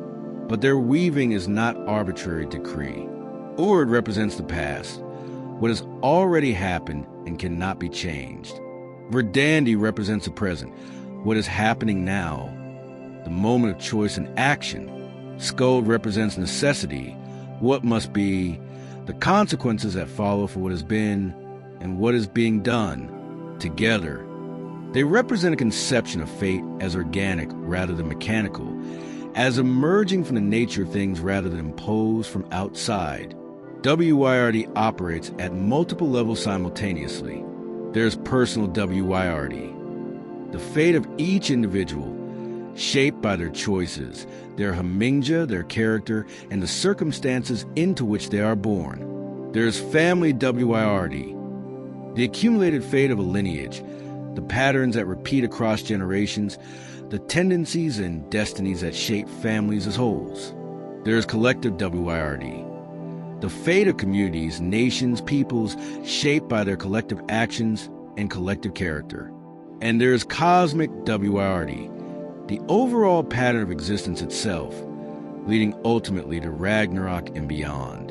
The relationship between fate and free will in this framework is subtle and sophisticated. WYRD does not eliminate choice. The norms we base on what beings do, not independent of their actions. But it does mean that choices have consequences that extend beyond the immediate, that the past constrains the present, that some outcomes become inevitable once certain thresholds are crossed. A person can make choices, but cannot choose the consequences of those choices, which are determined by WYRD. A person can act, but cannot escape the pattern that their actions help to create. This is illustrated beautifully in the stories of prophecy and fate. Characters often receive prophecies about their futures, learn what WYRD has in store for them. They may try to avoid these fated outcomes, may take elaborate precautions, may change their behavior in attempts to escape what has been foretold. Yet, typically, their very attempts to avoid fate become the means by which fate is fulfilled. Their choices, made in response to prophecy, create the circumstances that make the prophecy come true. This is not determinism in the crude sense, but rather demonstrates how WYRD operates through the natural consequences of actions, through the web of causality that connects all things. The story of Odin and his knowledge of Ragnarok exemplifies this perfectly. Odin knows that Fenrir will kill him at the world's ending. He knows that his gathering of warriors in Valhalla cannot prevent this doom. Yet he acts anyway. He binds Fenrir. He gathers the Einarjar. He seeks wisdom and prepares for battle. His actions do not change his fate, but they define how he meets it, with courage and preparation rather than with resignation or despair. This is the Norse approach to WYRD, accepting what cannot be changed while still acting with full effort and commitment, living as if one's choices matter even while knowing the ultimate outcome. WYRD was visualized as a web, with each person, each being, each thing as a node in this web, connected to all others through threads of relationship and consequence. Actions send vibrations through the web, affecting not just the actor, but all those connected to them. This interconnection meant that no one was truly isolated, that every action affected the whole, that the fate of each was bound up with the fate of all. The web metaphor captures both constraint of fate. One is caught in the web, cannot simply fly free, and its complexity. The pattern is intricate with multiple threads, not a single simple line. The concept of orlog, closely related to WYRD, refers specifically to the primal layers or fundamental law, the deepest patterns of fate, the foundational structures that determine how things must be. Where WYRD is the overall web, Orlog is the basic framework of that web, the core patterns from which everything else follows. One's Orlog is set at birth, the fundamental nature and destiny that comes from one's circumstances, ancestry, and essential character. Yet within this framework, there remains room for variation, for choice, for the shaping of specific outcomes. Understanding WYRD did not lead the Norse to passivity or fatalism. Quite the opposite. Knowing that fate was woven from actions made action more important, not less. Every choice contributed to the weaving. Every deed sent ripples through the web. Every decision shaped what would become. The difference from a simple free will model was a recognition that one could not control outcomes entirely, that the web constrained what was possible, that past actions, one's own and others, limited present choices. This created a particular ethical stance. One should act with full effort and commitment, should strive for honorable conduct and worthy goals, should face challenges with courage, all while accepting that outcomes are not entirely under one's control. This is not resignation, but realism combined with valor. Doing what one can while acknowledging that WYRD ultimately determines how things unfold. The heroic ideal in Norse culture embodies this perfectly. The hero knows his doom but fights anyway, maintains honor even when victory is impossible, lives fully and courageously even while accepting mortality. The Volva who practiced Seer could perceive WYRD, could see the threads of fate and how they were woven. Her prophecies revealed not what might happen, but what will happen. What must happen given the pattern that has been established.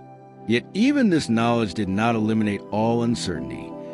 Fate revealed through prophecy was not always fully specific, did not always specify exact mechanisms or timing, left room for interpretation and variation within the overall pattern. The Volva saw the essential shape of what was to come, but not necessarily every detail of how it would manifest. WYRD could be influenced in limited ways, though this was dangerous and required great skill.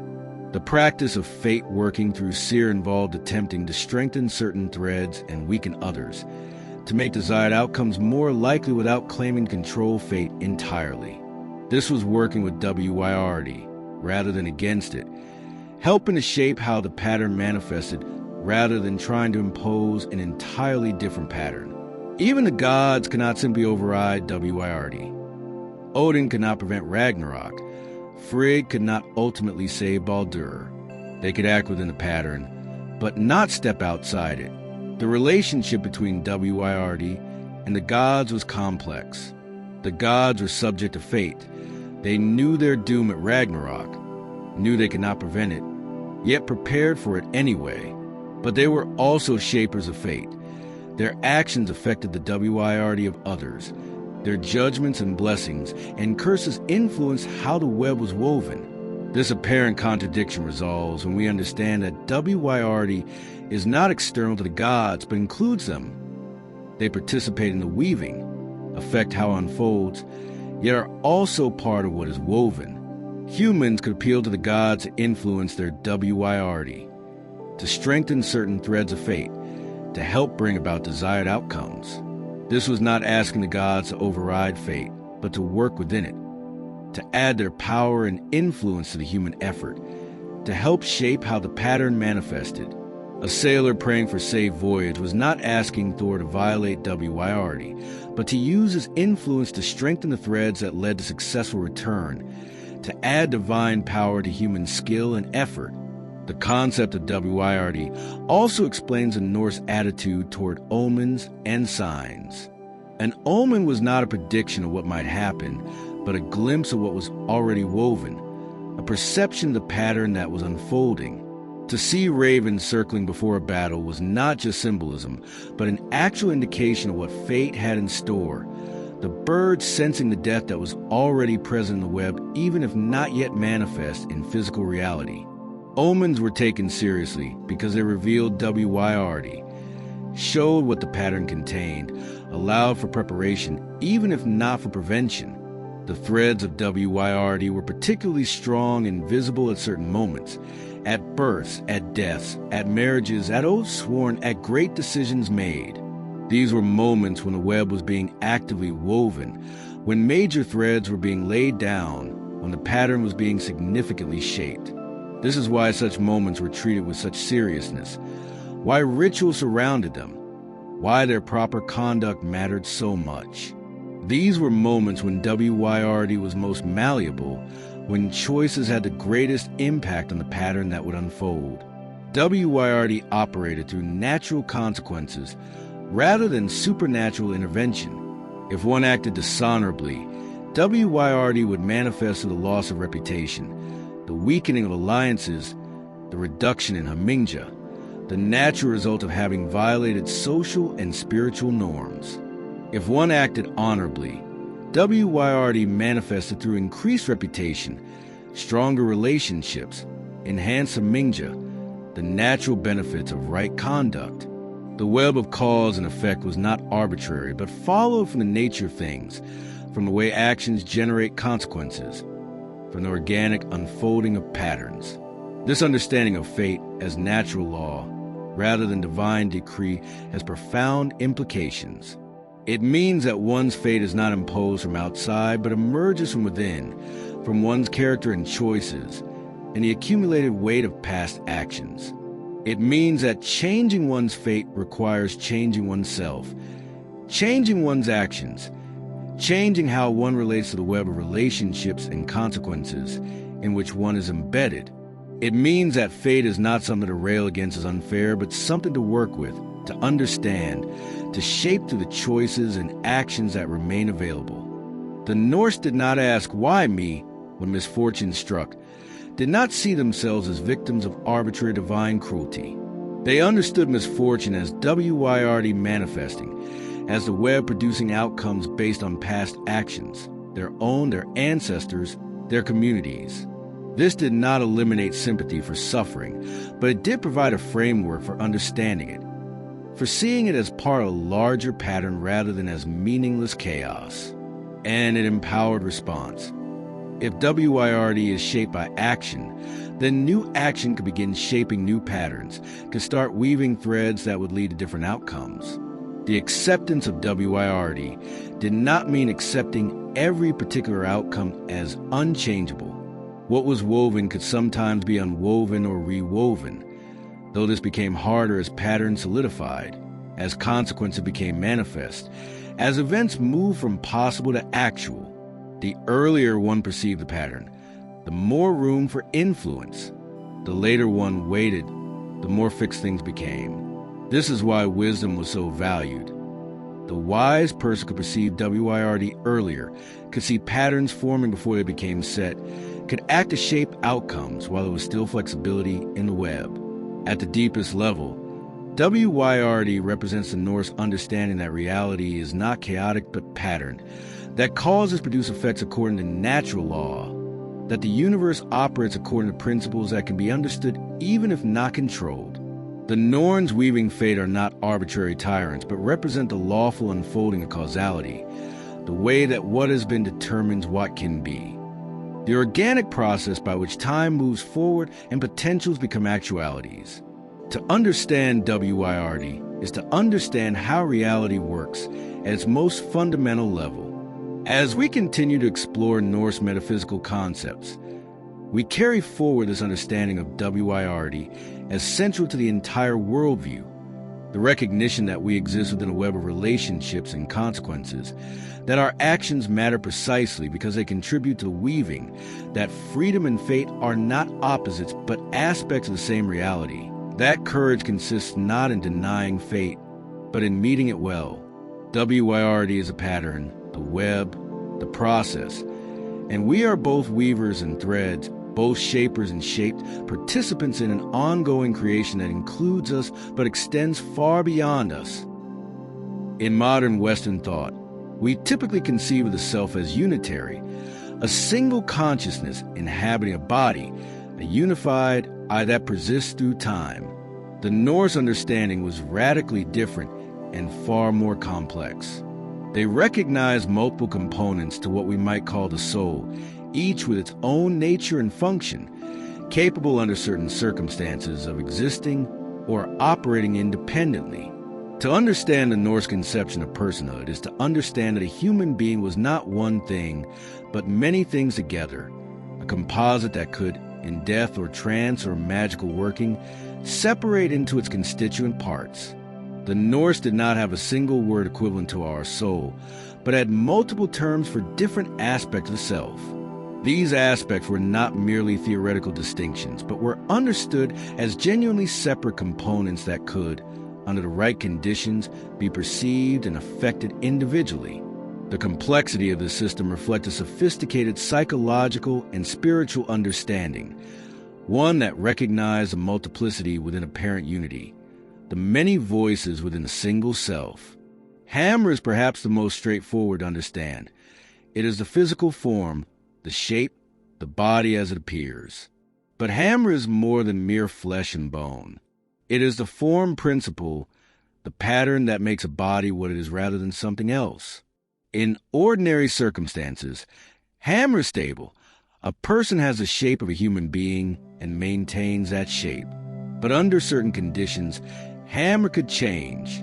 Shapeshifters, those with the ability to take animal forms, were changing their hammer, literally altering their physical shape to match a different pattern. The concept of hammer, literally strong in shape, describes someone whose hammer could separate from their body while maintaining form.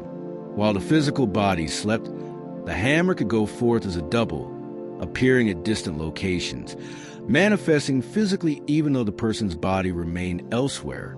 This was not merely astral projection in the sense of sending consciousness forth. The hammer could be seen, could interact with physical objects, could even be injured.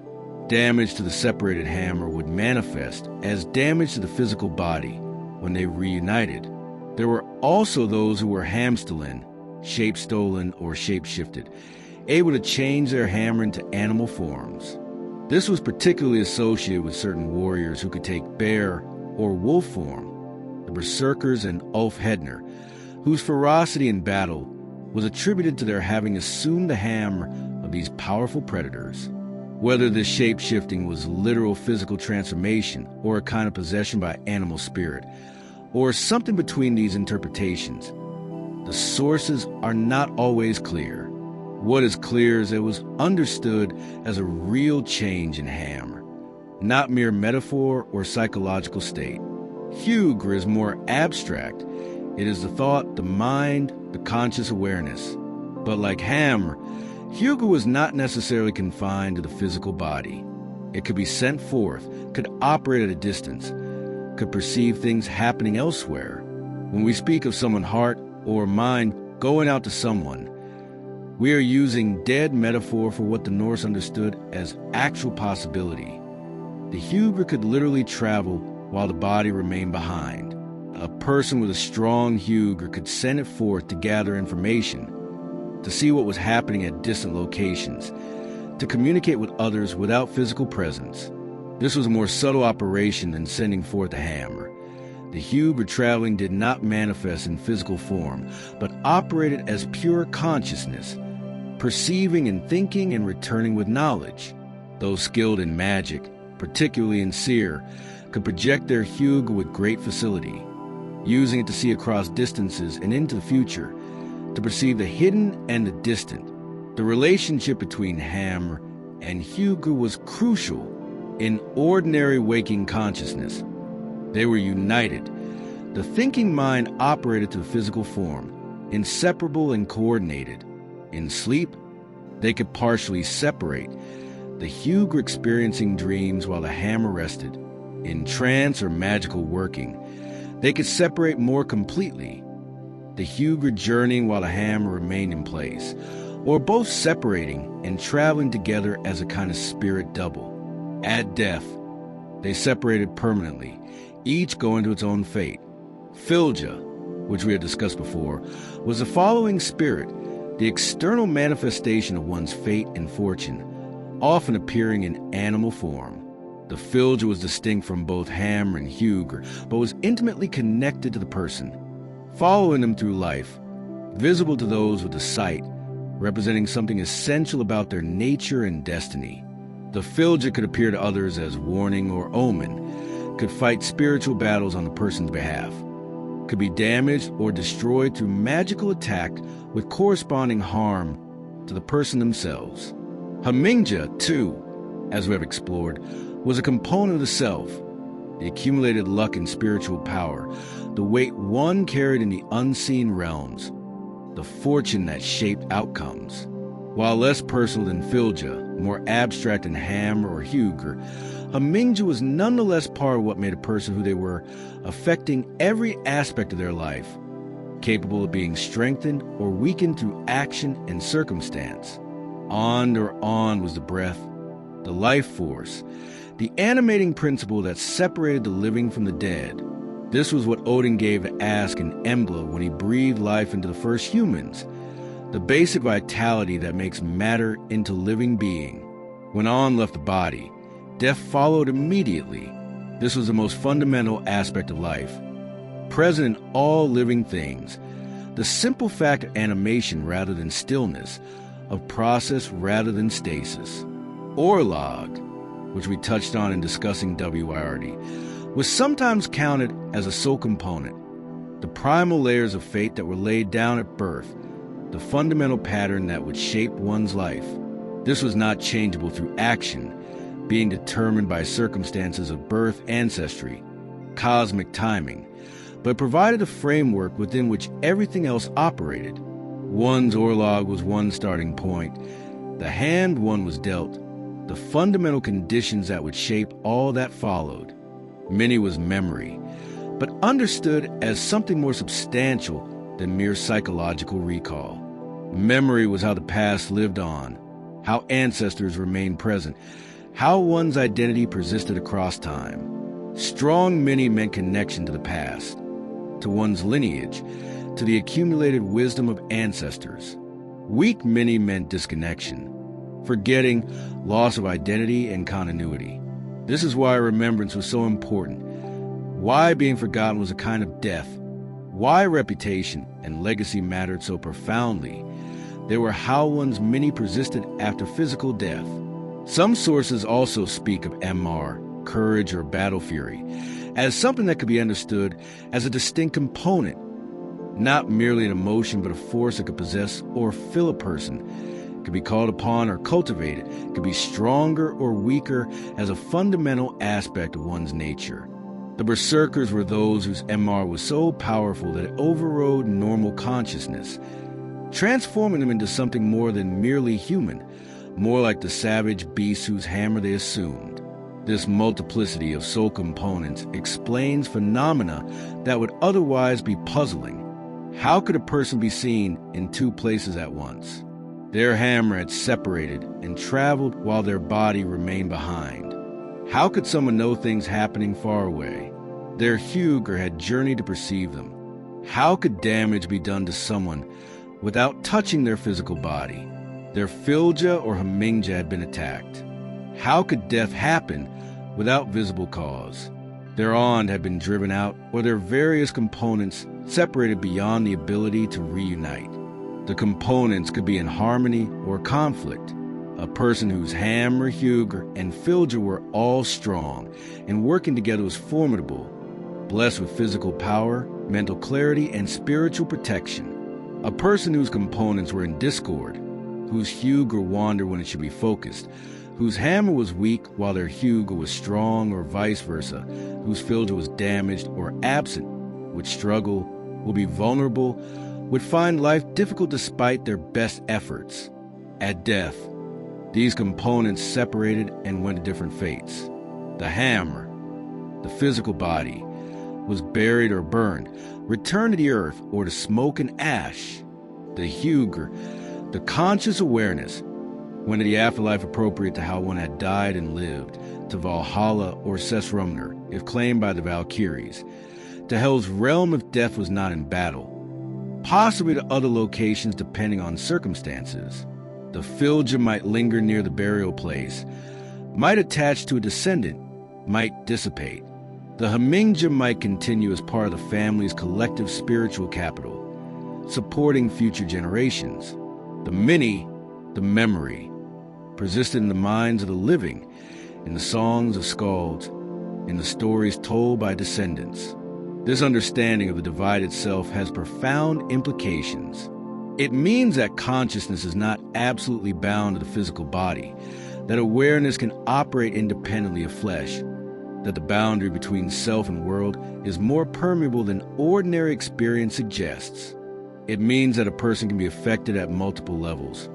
Physical harm to Hammer, psychological harm to Hugr, spiritual harm to Filja or Hamingja, and that healing must address all affected components, not just the most obvious. It also means that magical practices make sense in ways they otherwise would not. If Hugr can travel independently, then remote viewing and psychic perception become possible. If Hammer can separate and manifest at a distance, then various phenomena of bilocation and spiritual combat become explicable. If Filja can be attacked or defended, then magical warfare targeting spiritual rather than physical components becomes a rational strategy. The Norse magical system is built on this understanding of the divided self, working with these components intentionally rather than treating consciousness as an indivisible whole. The practice of seer, in particular, depends on this multiplicity. The vulva separates her Hugr from her Hammer, sends it forth to perceive the threads of WYRD, allows spirits to communicate through her while her conscious awareness operates in other realms. Without understanding the divided self, this would be impossible. Consciousness would be trapped in the body, unable to journey, unable to perceive beyond immediate sensory input. But understanding that Hugr can separate and travel, that one can be in two states of consciousness simultaneously, makes seer not supernatural, but a natural capability of properly trained consciousness. The divided self also explains the Norse attitude toward oaths and reputation. If many, memory, reputation, the way one is remembered, is a genuine component of self that persists beyond death, then how one is remembered is not merely sentiment but spiritual reality. To live in a way that creates good many is to ensure that part of oneself continues well. To die dishonored is to damage one's many, to create a damaged persistence. This makes honor and reputation not just social concerns, but spiritual ones, affecting what persists and how. Modern psychology has, in some ways, rediscovered this multiplicity.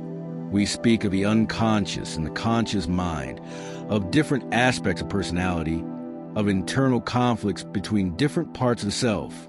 We recognize phenomena like dissociation, where different aspects of consciousness can operate semi-independently. We acknowledge that people can be in conflict with themselves, that the self is not as unified as it appears. The Norse anticipated these insights, providing a vocabulary and framework for understanding the divided self long before modern psychology attempted to grapple with these phenomena. Yet the Norse understanding goes beyond modern psychology in recognizing that these components are not merely psychological but of genuine independent existence, that they can separate not just metaphorically but literally, that they have their own natures and fates. This is not primitive animism, but sophisticated recognition that consciousness and identity are more complex than simple materialism allows, that the self extends beyond the physical body, that human being is participation in multiple dimensions of existence simultaneously. Understanding the divided self also provides insight into Norse attitudes toward death. Death was not the simple cessation of existence, but the separation of components that had been temporarily joined. What happened to these components varied. Some persisted in recognizable form, some transformed, some dissipated.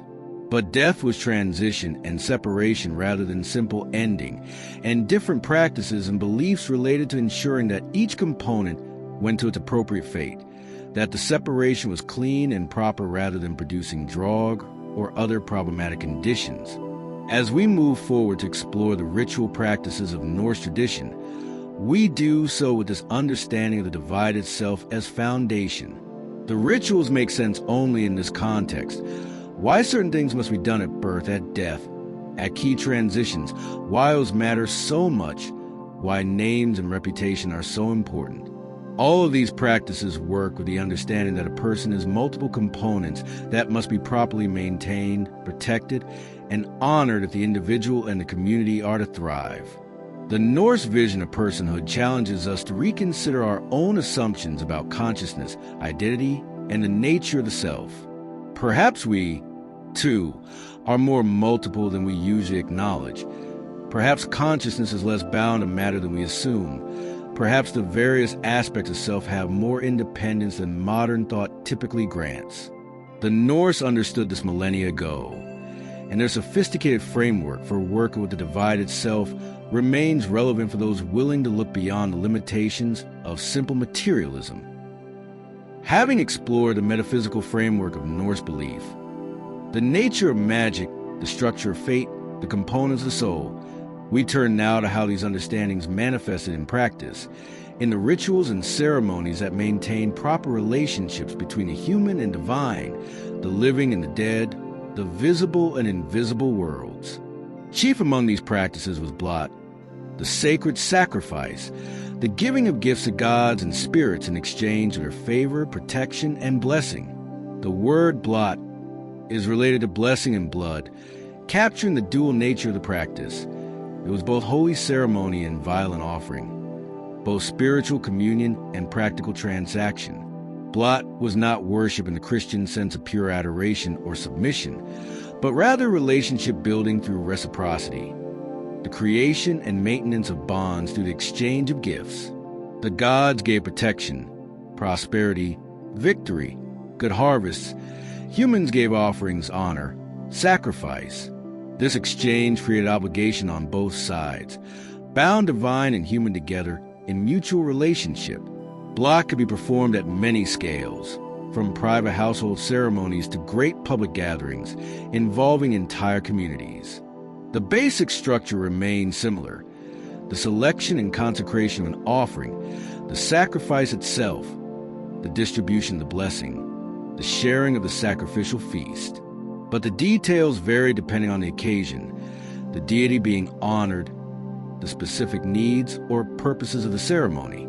The most common sacrifices were animals: horses, cattle, sheep, pigs, and sometimes more exotic creatures, depending on the god being honored and the resources available. The animal would be selected with care, for it must be worthy, must be healthy and valuable, must represent genuine sacrifice rather than merely disposing of unwanted livestock. The principle was clear: one cannot give God's garbage and expect blessing. The offering must cost something, must represent real value, must demonstrate genuine commitment. The animal will be consecrated to the deity, dedicated to them through ritual words and gestures. This separated it from the ordinary, made it sacred, designated it as belonging to the gods rather than to humans. Then it would be killed, usually by bleeding, the blood caught in bowls to be used in the ceremony. The blood was lot, holy liquid charged with life force, potent with power.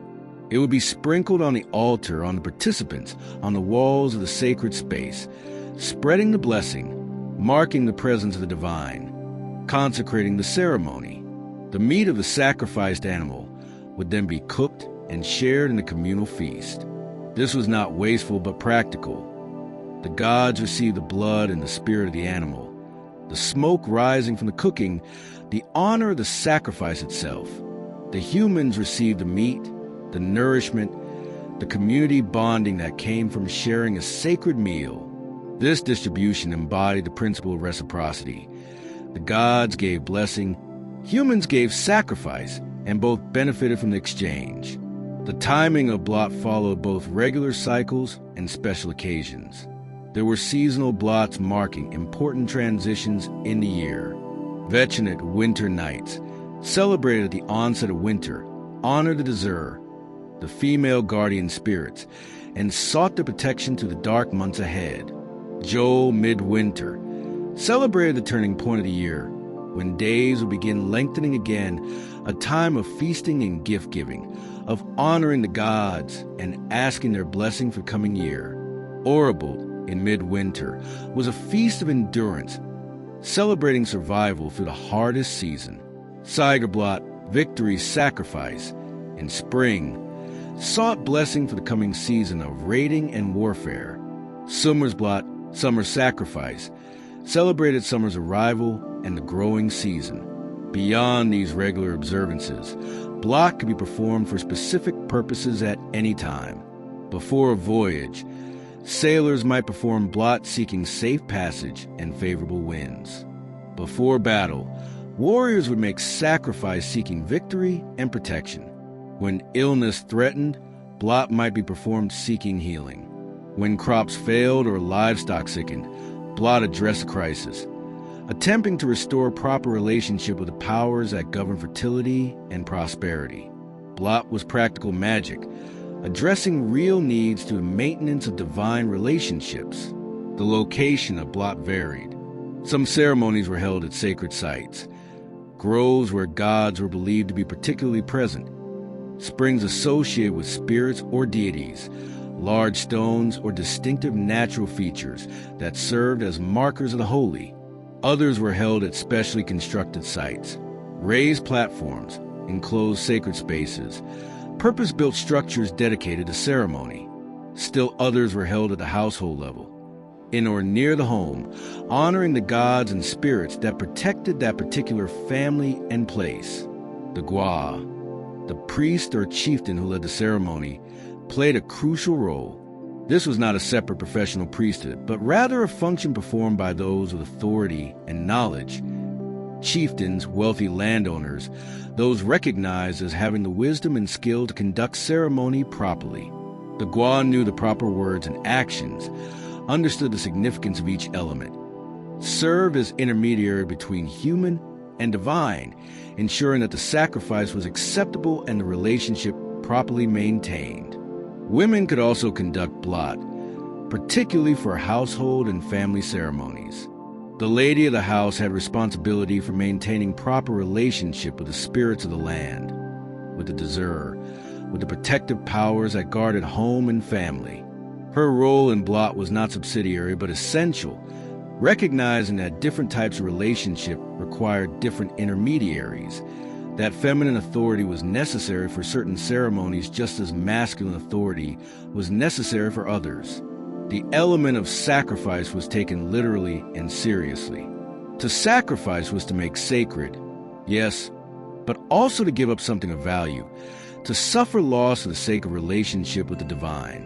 The best horses, the finest cattle, valuable goods. These were not given lightly but represented genuine cost. This cost was essential to the efficacy of the ceremony.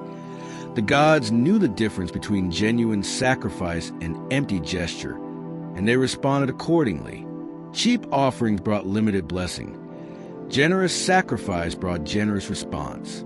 Human sacrifice, though controversial and disturbing to modern sensibilities, was part of blot in certain circumstances, though far less common than animal sacrifice, and becoming rarer over time. The sources mention it primarily in extraordinary situations, great crises, terrible famines, desperate need for divine favor, and existential threats. When human sacrifice occurred, it was understood as the ultimate offering, the greatest possible demonstration of seriousness and commitment, appropriate only when no lesser sacrifice could address the severity of the situation. The victim of human sacrifice, when it occurred, was not randomly selected, but was often someone of high status, someone whose loss was genuinely costly to the community. There are accounts of chieftains sacrificing themselves to their people, of kings being offered to ensure prosperity, of criminals being devoted to the gods as part of justice. The sacrifice of slaves or prisoners of war, while it occurred, was less valued precisely because it cost the community less. The principle remained that sacrifice must be genuine, must represent real value given up. The Uppsala Temple, the great sacred site in Sweden, was famous for its elaborate blot ceremonies held every 9 years. These involved extensive sacrifices, 9 males of every species, including humans, according to some accounts. Whether these descriptions are entirely accurate or were exaggerated by Christian chroniclers eager to portray pagan practices as barbaric, the Uppsala blot represented the most elaborate and important ceremonies, drawing participants from across the region, demonstrating communal commitment to maintaining divine favor at the highest level. Blot to different gods required different approaches and offerings. Thor, as protector and warrior god, received goats and sometimes cattle, with emphasis on strength and vigor. Odin, as god of wisdom and death, received more complex offerings, sometimes including horses, which were particularly associated with him. Freyr, as god of fertility and prosperity, received offerings related to agricultural abundance, grain, fruits, and animals associated with fertility. Freya received offerings related to love and beauty, gold and treasures, recognition of her status as goddess of wealth as well as a desire. The land vetter and other spirits require their own forms of blot. These were typically smaller, more frequent offerings. Food left at significant stones or trees, milk poured out at boundaries, simple gifts acknowledging the presence and power of local spirits. These small ceremonies maintained ongoing relationships, kept the channels of blessing open, ensured that the spirits remained friendly or at least neutral toward the humans who shared their territory. The dead also received offerings, a practice that blurred the line between blot and ancestor veneration. At funeral feasts and anniversary commemorations, offerings were made to the deceased, maintaining connection, asking their blessing, ensuring their benevolence toward the living. The dead were not wholly separate from the living, but remained part of the community, and maintaining proper relationship with them required ongoing attention and offering. The concept of frith, the peace and prosperity that comes from proper relationships, was central to understanding blot. The ceremony created and maintained frith, with the gods, with spirits, with the dead, with the community itself. The shared feast following sacrifice was as important as the offering itself, for it created bonds among participants, demonstrated community solidarity, established the web of relationships that made thriving possible. Blot was social glue as well as spiritual practice, binding people together through shared ceremony and shared commitment to divine relationship. Christianity, when it came, condemned blot as pagan devil worship and worked to suppress it. The practice went underground, continued in secret, or was transformed into forms that could be reconciled with the new religion. Some elements were simply renamed. Christian feast days were placed on traditional blot dates. Saint veneration replaced God honoring. Church offerings replaced blood sacrifice. But the underlying principle, maintaining proper relationships with divine powers through offering and ceremony, this persisted, adapted, continued in forms both recognized and unrecognized. The modern recovery of Norse religious practice has, in some quarters, attempted to revive blot, creating contemporary versions that honor ancient principles while adapting to changed circumstances. These modern ceremonies typically avoid blood sacrifice, using mead, bread, and other offerings instead, but maintain the structure of consecration, offering, and shared feast. Whether these adaptations capture the essence of ancient practice or represent something genuinely new is debated, but they demonstrate the continuing power of the concept. That relationship with the divine requires action, requires sacrifice, requires the building and maintenance of bonds through reciprocal exchange. Blot reminds us that the Norse relationship with their gods was not passive but active, not based on faith alone, but on deeds, on the giving and receiving that creates and maintains any relationship. The gods were not distant authorities demanding worship, but partners in a complex web of reciprocity, beings who could be approached, negotiated with, given to, and received from. This created a very different religious sensibility than that of religions emphasizing faith and submission. The Norse approach was practical, transactional in the best sense, based on a realistic understanding that relationships require maintenance, that giving creates obligation, that the divine and human, are bound together through mutual need and mutual benefit. Death, in the Norse worldview, was not an ending but a transition, a journey from one state of being to another. The funeral rites that accompanied this transition were not merely disposal of a body or expression of grief, but essential ceremonies that ensure the proper separation of the soul's components, that help the deceased reach their appropriate afterlife, that maintain boundaries between the living and the dead, and that honor the person while transferring their power and possessions to those who remained. These rites were complex, layered with meaning, crucial to the well-being of both the deceased and the living community. The moment of death initiated a series of obligations and procedures. The eyes of the dead must be closed, preventing them from watching the living, symbolizing acceptance of death's finality. In some traditions, the big toes were tied together or a stone was placed on the chest, preventing the corpse from walking, ensuring that the dead stayed dead. These practical measures reflected the real concern about Draug, about the possibility that the dead might not remain at rest, that they might return to plague the living. Proper procedure at the moment of death helped prevent this outcome. The body would be washed and dressed, prepared for its journey. The clothing chosen was significant. Fine garments if the person had been wealthy or important, demonstrating their status even in death, or simple but clean clothing for those of lesser means. The body might be wrapped in linen, or placed in the clothes they had worn in life, items associated with the person. Their weapons if they were a warrior, their jewelry, their tools, objects that had been important to them. These would be prepared to accompany them. The preparation of the body was typically done by women of the family or community, those closest to the deceased or those with the knowledge and status to perform this intimate service. This was not mere physical care but ritual action, each step charged with meaning, each gesture part of the process of helping the person transition from living to dead, from present to ancestor. There were two primary methods of disposing of the body, burial and cremation, and both were practiced throughout the Norse period, sometimes in the same community. The choice depending on tradition, belief, resources, and the status of the deceased. Each method had its own meanings and implications, its own way of honoring the dead and ensuring their proper rest. Burial involved placing the body in the earth, often in a marked grave, sometimes in a wooden chamber or stone cist, occasionally in a ship if the deceased was of very high status. The grave was more than a hole in the ground. It was a dwelling place of the dead, a home for the person's continued existence in whatever form that would take. The grave goods placed with the body reflected this understanding, not merely possessions but provisions, tools, and weapons they might need, items that made the grave a proper home rather than a prison. The orientation of the body mattered. Some traditions specified that it should face a particular direction, toward a rising sun perhaps, or toward their home, or toward some sacred site. The location of burial was also significant.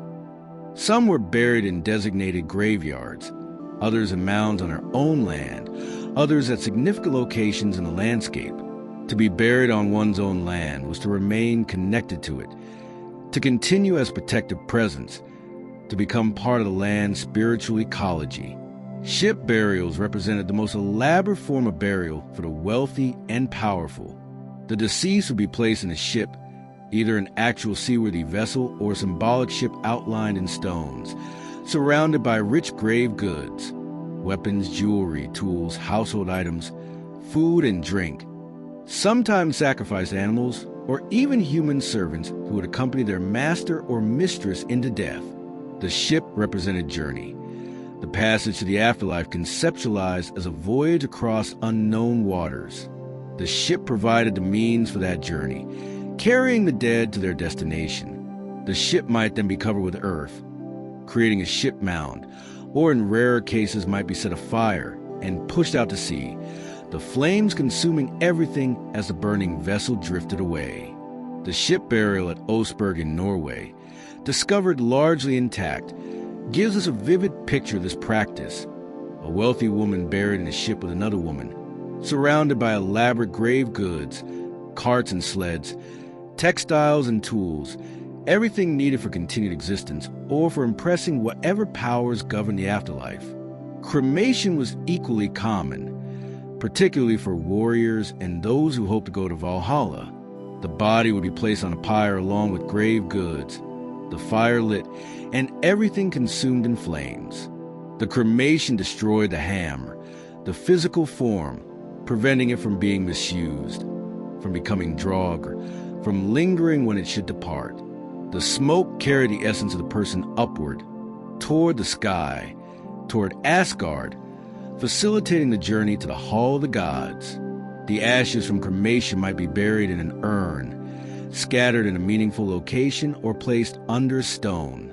The cremation mound, the place where the pyre had burned, remained a sacred spot, connected to the deceased, a place where offerings could be made and where the living could communicate with the dead. Even though the body was destroyed, the connection remained, mediated through the place where the final transformation had occurred. The funeral feast, the Urfi, was as important as the disposal of the body itself. This was a gathering of the community, a time for telling stories about the deceased, for honoring their memory, for formally transferring their property and responsibilities to their heirs. The Urfi could be held immediately after death or sometime later, when sufficient preparations could be made, when people could gather from distant locations, when proper honor could be given. At the Urfi, the successor to the deceased would drink the mini, the memorial toast, formally claiming the inheritance and accepting the obligations that came with it. This was not just a symbolic gesture, but a legal and spiritual act, transferring the deceased position to the heir, marking the passage of authority and responsibility. Until the mini was drunk, the heir could not fully claim their inheritance, and the deceased position remained in a kind of limbo, not quite transferred, not quite released. Stories would be told, poems would be recited, the deceased's deeds would be remembered and celebrated. This was the creation and reinforcement of mini, the memory that would persist, the reputation that would live on after the body was gone. A good death followed by a proper funeral, and a feast where one's deeds were celebrated and remembered. This was as close to immortality as mortals could achieve, the continuation of the self through the memory of the community. Offerings would be made at the Urfi, to the deceased themselves and to the gods who govern death and the afterlife. These offerings maintained connection, ensured the deceased's benevolence, asked their blessing on those who remained. The dead were not entirely gone, but remained part of the community, and the feast acknowledged this, created space for their continued presence, integrated them into the company of ancestors who watched over the living. For particularly important individuals, the funeral might include animal sacrifice, in some cases even human sacrifice. Servants or slaves might be killed to accompany their master or mistress, a practice that seems cruel to modern sensibilities but reflected the belief that status and service continue beyond death, that the dead needed attendance just as the living did. The practice was not universal. Most people were not accompanied by sacrificial victims. But for chieftains and great leaders, such sacrifice demonstrated their importance and ensured they would not enter the afterlife alone or unprepared. The grave itself required ongoing attention. It was not simply sealed and forgotten, but remained a place of connection, a threshold between worlds where the living could communicate with the dead. Offerings might be left at the grave, particularly at significant times, at the anniversary of the death, at seasonal festivals, when the family needed the ancestors' blessing or advice.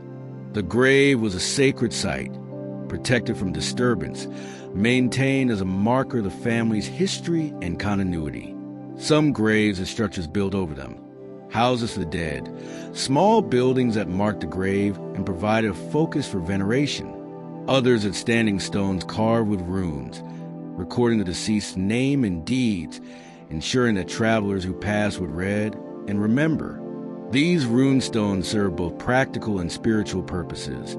They marked territory, demonstrated the family's importance, but they also kept the deceased many alive, ensuring that their name would be known and spoken.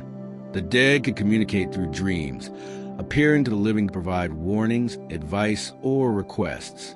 a dream visit from the dead was taken seriously. It might be a genuine communication, the deceased reaching across the boundary to affect the living world.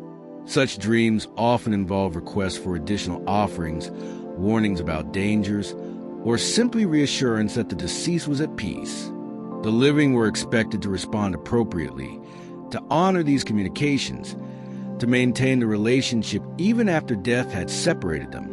But not all dead were benevolent. Those who died badly, through violence, murder, suicide, or disgrace, might not rest peacefully. Those who have been evil or cruel in life might continue their malevolence after death. And even ordinary dead, if they were not properly buried, if the funeral rites were incomplete or incorrectly performed, might become restless, might return as drog or other harmful spirits. This is why proper procedure mattered so much. It was protection for the living as well as respect for the dead. The concept of sitting out for the dead, Yudhisthita, involved spending a night at a burial mound or other death site, deliberately seeking communication with the deceased. This was dangerous practice, undertaken only by those with appropriate knowledge and protection, for the dead were powerful and not always friendly.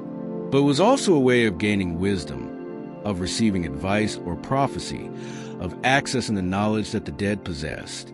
The deceased, freed from the immediacy of mortal concerns, could see more clearly, could perceive patterns invisible to the living, and this knowledge could be sought by the brave and the skilled. Christian conversion brought significant changes to funeral practices. Cremation was banned as pagan. Ship burials ceased. Grave goods were discouraged or forbidden. The Christian dead were to be buried simply, without the elaborate provisions and treasures that pagan tradition prescribed. Yet many practices persisted in altered form. The funeral feast continued as a wake. Offerings to the dead became prayers for their souls. The commemoration of ancestors continued through Christian forms while maintaining something of the older understanding that the dead remained connected to and concerned with the living. The archaeological evidence from Norse burials reveals enormous variation, from simple graves with minimal goods to elaborate ship burials with rich treasures, from cremation mounds to intact burial chambers, from individual graves to communal burial grounds. This variation reflects differences in wealth and status, certainly, but also differences in belief, in regional practice, in personal choice about how to meet death and prepare for what comes after. The Norse had no single orthodoxy about death and funeral practice, but rather a range of approaches, all aimed at the same essential goals: honoring the dead, ensuring their peaceful rest, maintaining boundaries and connections as appropriate, and helping both the deceased and the living move forward into their respective futures. Funeral rites remind us that death, in the Norse worldview, was not the enemy but the inevitable transition, not the end of a relationship, but its transformation. The elaborate care given to the dead, the complexity of the ceremonies, the ongoing attention to graves and ancestors, all of this reflect a culture that understood death as part of life, that maintained connection between living and dead, that recognized that how one died and how one was mourned mattered profoundly, shaping not just reputation but the actual state of existence beyond the grave. The funeral was passage and transformation, honoring what was while creating space for what would come next, acknowledging ending while maintaining continuity, saying farewell while keeping connection, a complex, sophisticated response to the eternal human necessity of dealing with mortality and loss. Among all the ritual practices of the Norse, perhaps none was taken more seriously than the swearing of oaths. An oath was not a casual promise or a simple statement of intention, but a sacred binding, an act that wove new threads in the fabric of WYRD, that created obligations with spiritual force beyond any merely social contract. To swear an oath was to stake one's honor, one's amingja, one's very self on fulfillment of what was sworn. To break an oath was among the gravest sins in Norse culture, a violation that damaged not just reputation but the soul itself, that weakened one's spiritual power, that could doom one to Nastran, the shore corpses, where oath breakers suffered after death. The power of oaths derived from multiple sources. At the simplest level, an oath was witnessed by people, by gods, by the spirits of the land. These witnesses created accountability, ensured that the oath would be remembered, that violation would be known. But beyond the social dimension, oaths had genuine spiritual efficacy. The act of swearing bound the swearer through mechanisms that operated at the level of WIRD itself, creating obligations that could not be escaped simply by breaking the promise, for the consequences followed into the spiritual realm and beyond death. Oaths were sworn on sacred objects or at sacred locations, the sanctity of the place or object lending power to the words spoken. The most common oath-swearing involved rings. Sacred rings kept at temples or by gore, rings associated with particular gods. The oath-taker would place their hand on the ring or touch it while speaking their oath. The physical contact creating a tangible link between the swearer and the sacred, binding them through the object to the divine witness. The ring of Tyr was particularly important for oath-swearing, as Tyr was the god most associated with justice, law, and the keeping of promises. His sacrifice of his hand to bind Fenrir demonstrated his commitment to doing what was necessary even at terrible personal cost, making him the ideal divine witness for those swearing to fulfill difficult or costly obligations. Warriors swearing oaths of loyalty, disputants agreeing to abide by judgments, traders making binding agreements, all might invoke Tyr and swear on his ring, knowing that to break such an oath was to offend the god who had given his own hand for the greater good. Thor's hammer was another common oath object, particularly for warriors and for oaths related to protection and defense. To swear an oath on Mjolnir was to invoke Thor's witness, to call upon his power to ensure the oath fulfillment, to accept that breaking the oath would bring Thor's wrath. The hammer might be physically present, or the oath swearer might make the sign of the hammer in the air while speaking, the gesture itself carrying power and creating the connection to Thor. The process of oath swearing followed specific forms.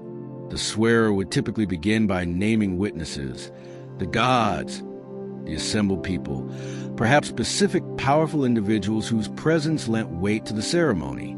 Then the oath itself would be stated clearly, precisely, leaving no ambiguity about what was promised. The wording mattered. Vague oaths were weaker than specific ones, and a cleverly worded oath might leave loopholes that allowed technical fulfillment without true satisfaction of the oath's intent. But such manipulation was dangerous, for the gods and spirits knew the difference between letter and spirit, and might respond to betrayal of an oath spirit even when its letter was technically observed. After stating the oath, the swearer might call upon specific consequences for breaking it, curses upon themselves if they failed, invocations of divine punishment, statements accepting specific penalties. These self-curses strengthened the oath, demonstrated seriousness of intent, made clear that the swearer understood and accepted the gravity of what they were doing. To swear a serious oath without accepting consequences for failure was seen as weak, as not truly binding oneself. Blood oaths represented the most powerful form of oath swearing. Two or more people would cut themselves, mixing their blood, or would dip their hands in sacrificial blood while swearing their oath. The mingling of blood created kinship, made the oath sworn into blood brothers or sisters, bound them more tightly than ordinary oaths could. Blood oaths created obligations that lasted for life, that took precedence over many other bonds, that could not be escaped without the most dire consequences. The oath of blood brotherhood involved not just the swearing, but the creation of a new relationship. The oath sworn became as brothers, owing each other loyalty, support, protection, vengeance if needed. To betray such an oath was particularly heinous, for it violated not just a promise, but familial bond, broke a tie that should have been unbreakable. Yet even blood oaths could be strained or broken. As the sagas show, the same intense loyalty they created could lead to impossible conflicts when blood brothers found themselves on opposite sides of disputes, owing competing obligations that could not both be fulfilled. Oaths of loyalty from warriors to chieftains structured military and political relationships. A warrior would swear to serve his lord, to fight for him, to stand by him in battle, to share in both success and failure. In return, the Lord implicitly promised protection, reward, fair treatment, and leadership worthy of the loyalty given. This oath created a bond that ideally lasted for life, though it could be formally dissolved under certain circumstances. If the Lord failed to uphold his end, if the warrior was released from service, if both parties agreed to end the relationship. The breaking of loyalty oaths was particularly destructive because it undermined the entire social structure. If warriors could not be trusted to keep their oaths to their lords, if lords betrayed their warriors, the whole system of mutual obligation that held society together collapsed. This is why oath breakers were so reviled, why they were considered among the worst of criminals, why their punishment in the afterlife was so terrible. They had not just broken a personal promise, but had attacked the fabric of social order itself. Marriage vows were another form of oath, binding two people and often two families together. The specifics varied, but typically involved public declaration, exchange of rings or other tokens, and witnesses who could attest to the vows spoken. Marriage oaths created new kinship, new obligations, new patterns of loyalty and support. They were taken seriously. Divorce was possible under Norse law, but required cause and formal procedure, not being as simple as merely walking away. The marriage oath created real bonds that required real dissolution if they were to be broken. Oaths also governed legal proceedings. When disputes arose, oaths were used to establish truth, to support claims, to accept judgments. A person might swear an oath attesting to facts they claim to know, staking their honor and spiritual standing on the truth of their testimony. Others might swear oaths supporting them, lending their own honor to strengthen the claim. The judgment of disputes often involved oath swearing, with both parties accepting to abide by the decision, binding themselves to honor whatever verdict was rendered. The power of oaths meant that extracting them could be used strategically.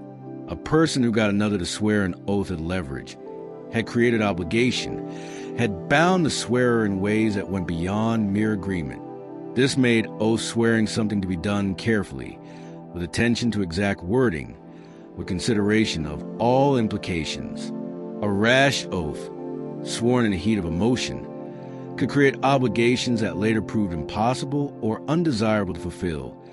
Yet breaking such an oath brought the same consequences as breaking one sworn with more deliberation. There are tragic stories in the sagas of people caught by their oaths, bound to do things they did not wish to do, forced to choose between breaking their word and violating other values or obligations. These stories demonstrate the absolute nature of oath obligation in Norse culture, even when keeping an oath led to terrible outcomes. Even when breaking it would be more sensible or moral by other standards, the oath had to be kept or the consequences faced. The oath bound WYRD, shaped fate, created necessity that could not be easily escaped. Some oaths included time limits or specific conditions for fulfillment.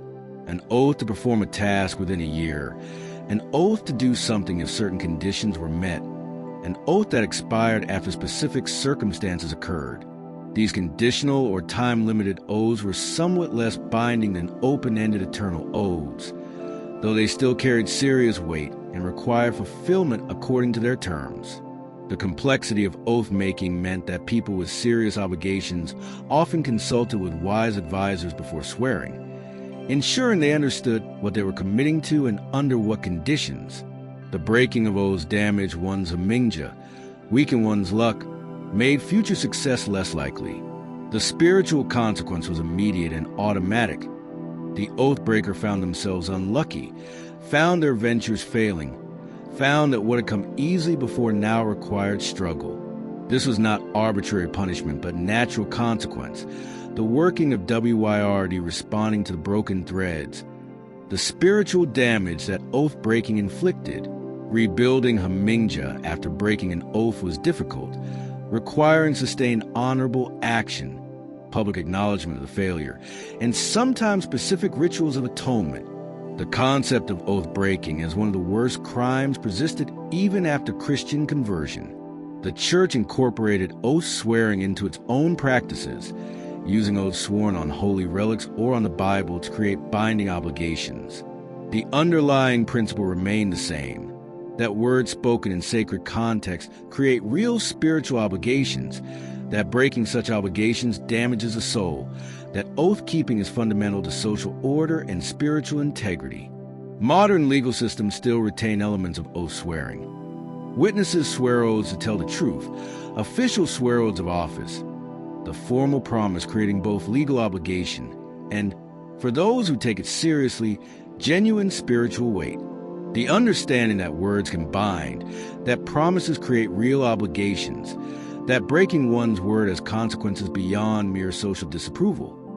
This remains embedded in culture even when a specific Norse framework is forgotten. Oaths remind us that words have power, that commitments create reality, that the speaking of promises in formal context does something beyond merely expressing intention. The Norse understood this deeply, creating elaborate cultural and spiritual frameworks around oath swearing, treating it with the seriousness it deserved, recognizing that the binding of oneself through words was one of the most consequential acts a person could perform.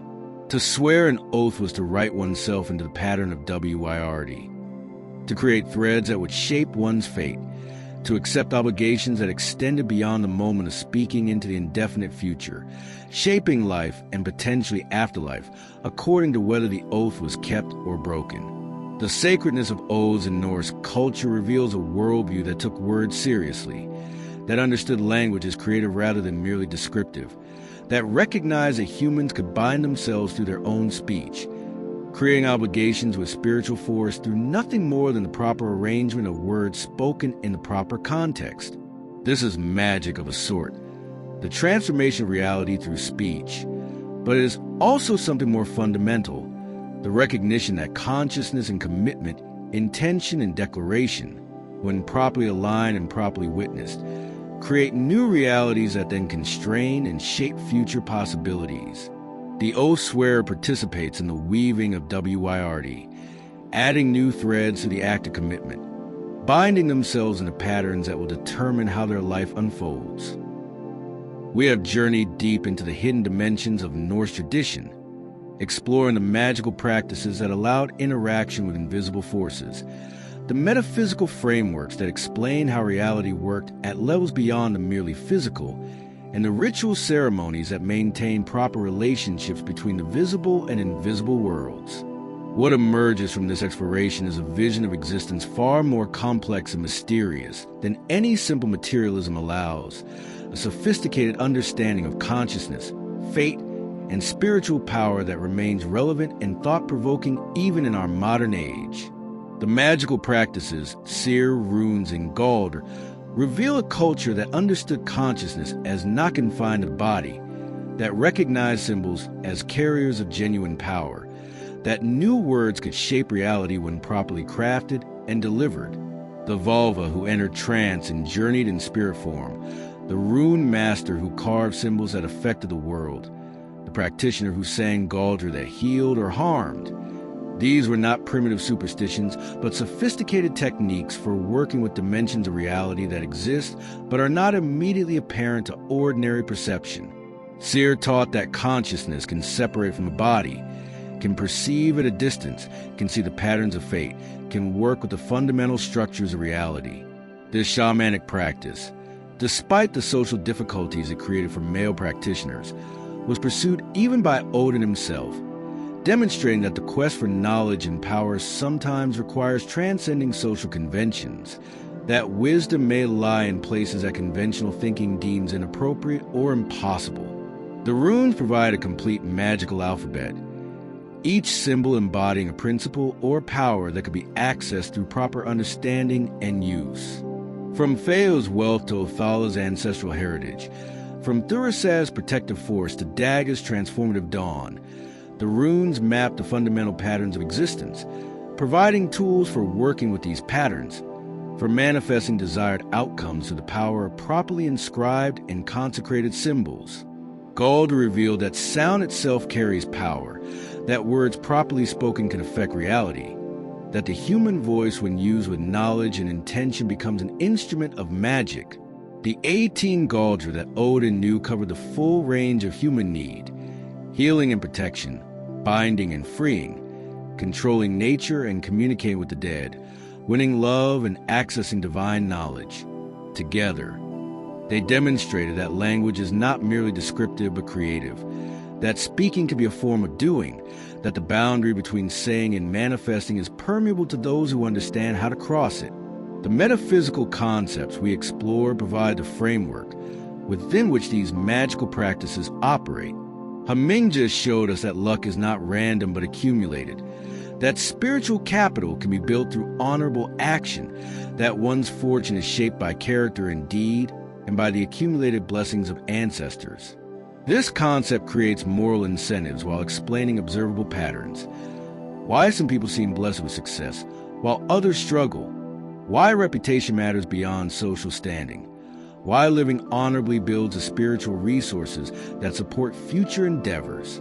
WYRD revealed a sophisticated understanding of fate as neither predetermined destiny nor pure free will, but as the organic unfolding of causality, the way that past actions shape present conditions and constrain future possibilities. The Norns weaving at the Well of Ord are not arbitrary dictators, but represent natural law, the principle that what has been determines what can be, that actions create consequences, that patterns once established tend to persist and strengthen. Understanding WYRD means accepting that we cannot control all outcomes, while recognizing that our choices matter, that we participate in the weaving even as we are woven into it.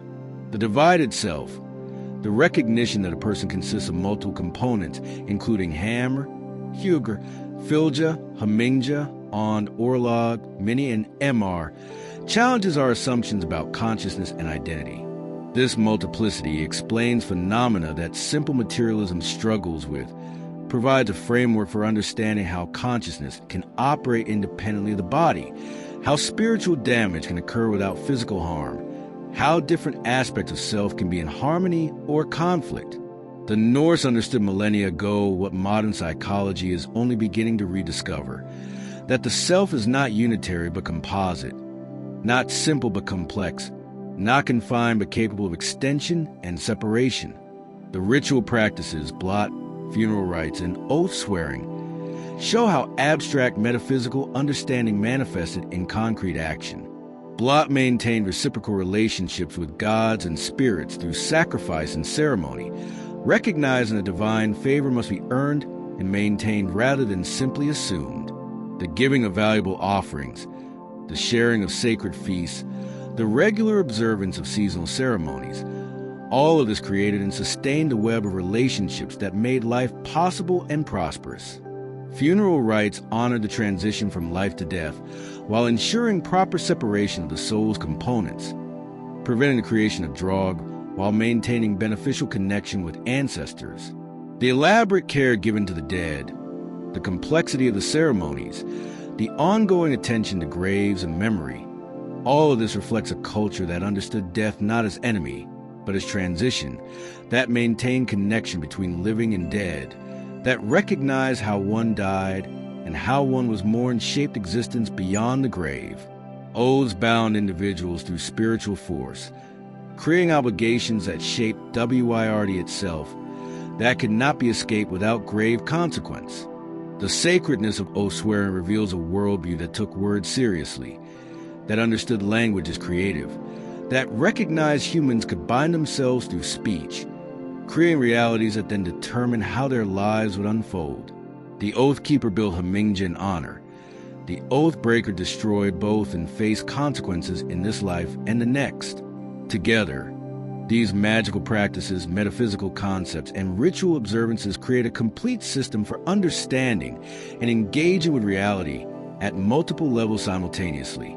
The Norse did not separate the material from the spiritual, the magical from the mundane, the practical from the sacred. All were interwoven. All were parts of a unified whole. All required attention and right relationship if life was to be lived well and successfully.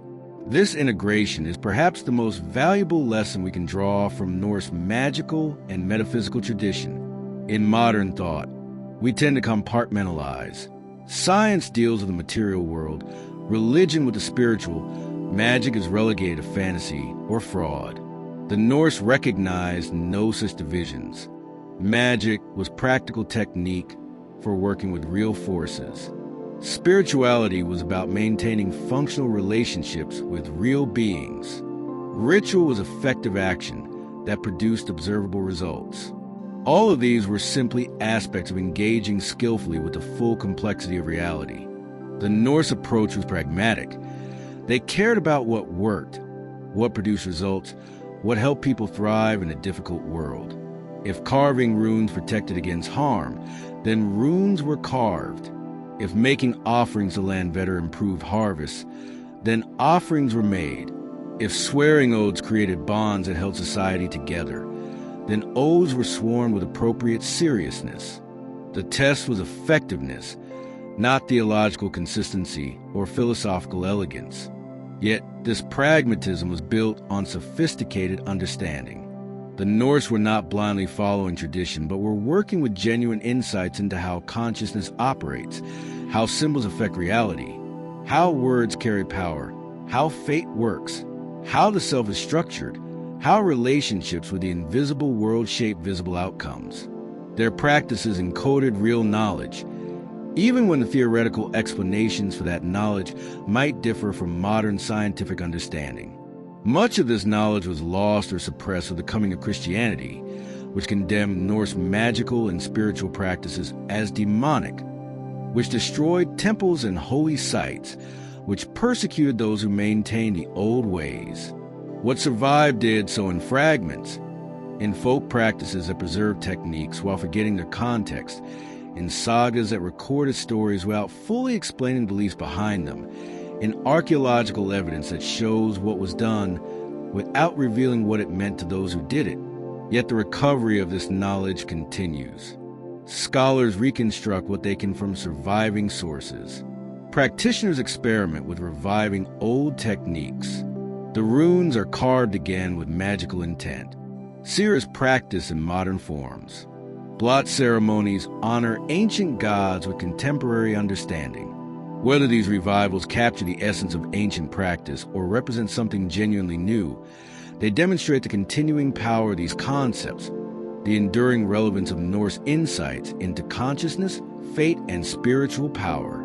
What the Norse magical and metaphysical tradition offers us is not a complete system to be adopted wholesale, but a set of sophisticated ideas and effective techniques that can enrich our own understanding.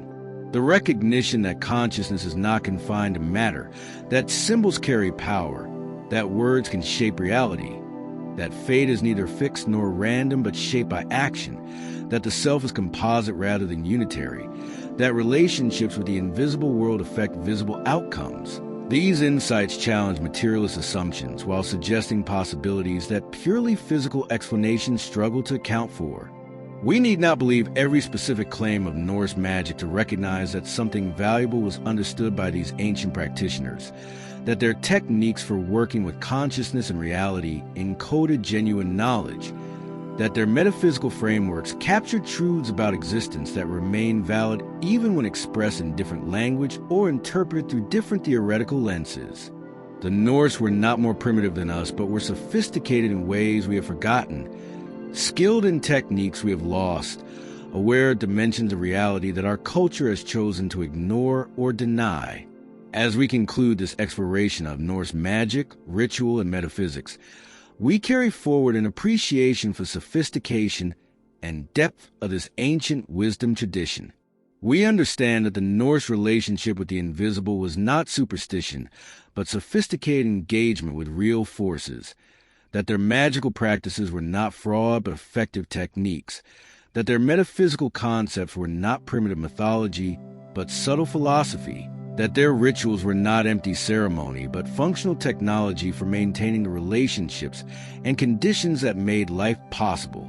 The hidden arts of the Norse remain available to those willing to look beyond the surface, to question modern assumptions, to consider that perhaps consciousness, fate, and spiritual power operate in ways that materialism cannot explain, and that the ancients understood things we have forgotten. Whether we choose to practice these arts ourselves or simply to learn from the insights they embody, the Norse magical and metaphysical tradition offers valuable wisdom about the nature of consciousness, about the structure of fate, about the power of symbols and words, about the complexity of the self, about the importance of ritual and relationship in maintaining proper connection between the visible and invisible worlds. May this knowledge serve you well.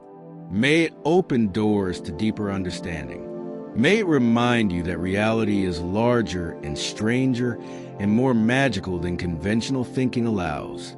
May it inspire you to explore the boundaries between the possible and impossible, to test the limits of consciousness, to work with symbols and words and ritual in ways that honor ancient wisdom while creating new possibilities. The vulva has sung her songs. The runes have been carved and consecrated. The Galdra have been spoken. The sacrifices have been made. The dead have been honored. The oaths have been sworn. The ancient knowledge has been shared. The mysteries have been revealed. The hidden arts have been explored. And now, as always, the choice is yours to dismiss these things as primitive superstition or to recognize them as sophisticated wisdom that remains relevant, that offers insights and techniques that can enrich understanding and expand possibility, that opens pathways to dimensions of reality that rationalism denies, but that direct experience may confirm. The magic is real. The metaphysics are sound. The rituals are effective. The Norse knew this through experience, through practice, through generations of working with these forces and observing their effects.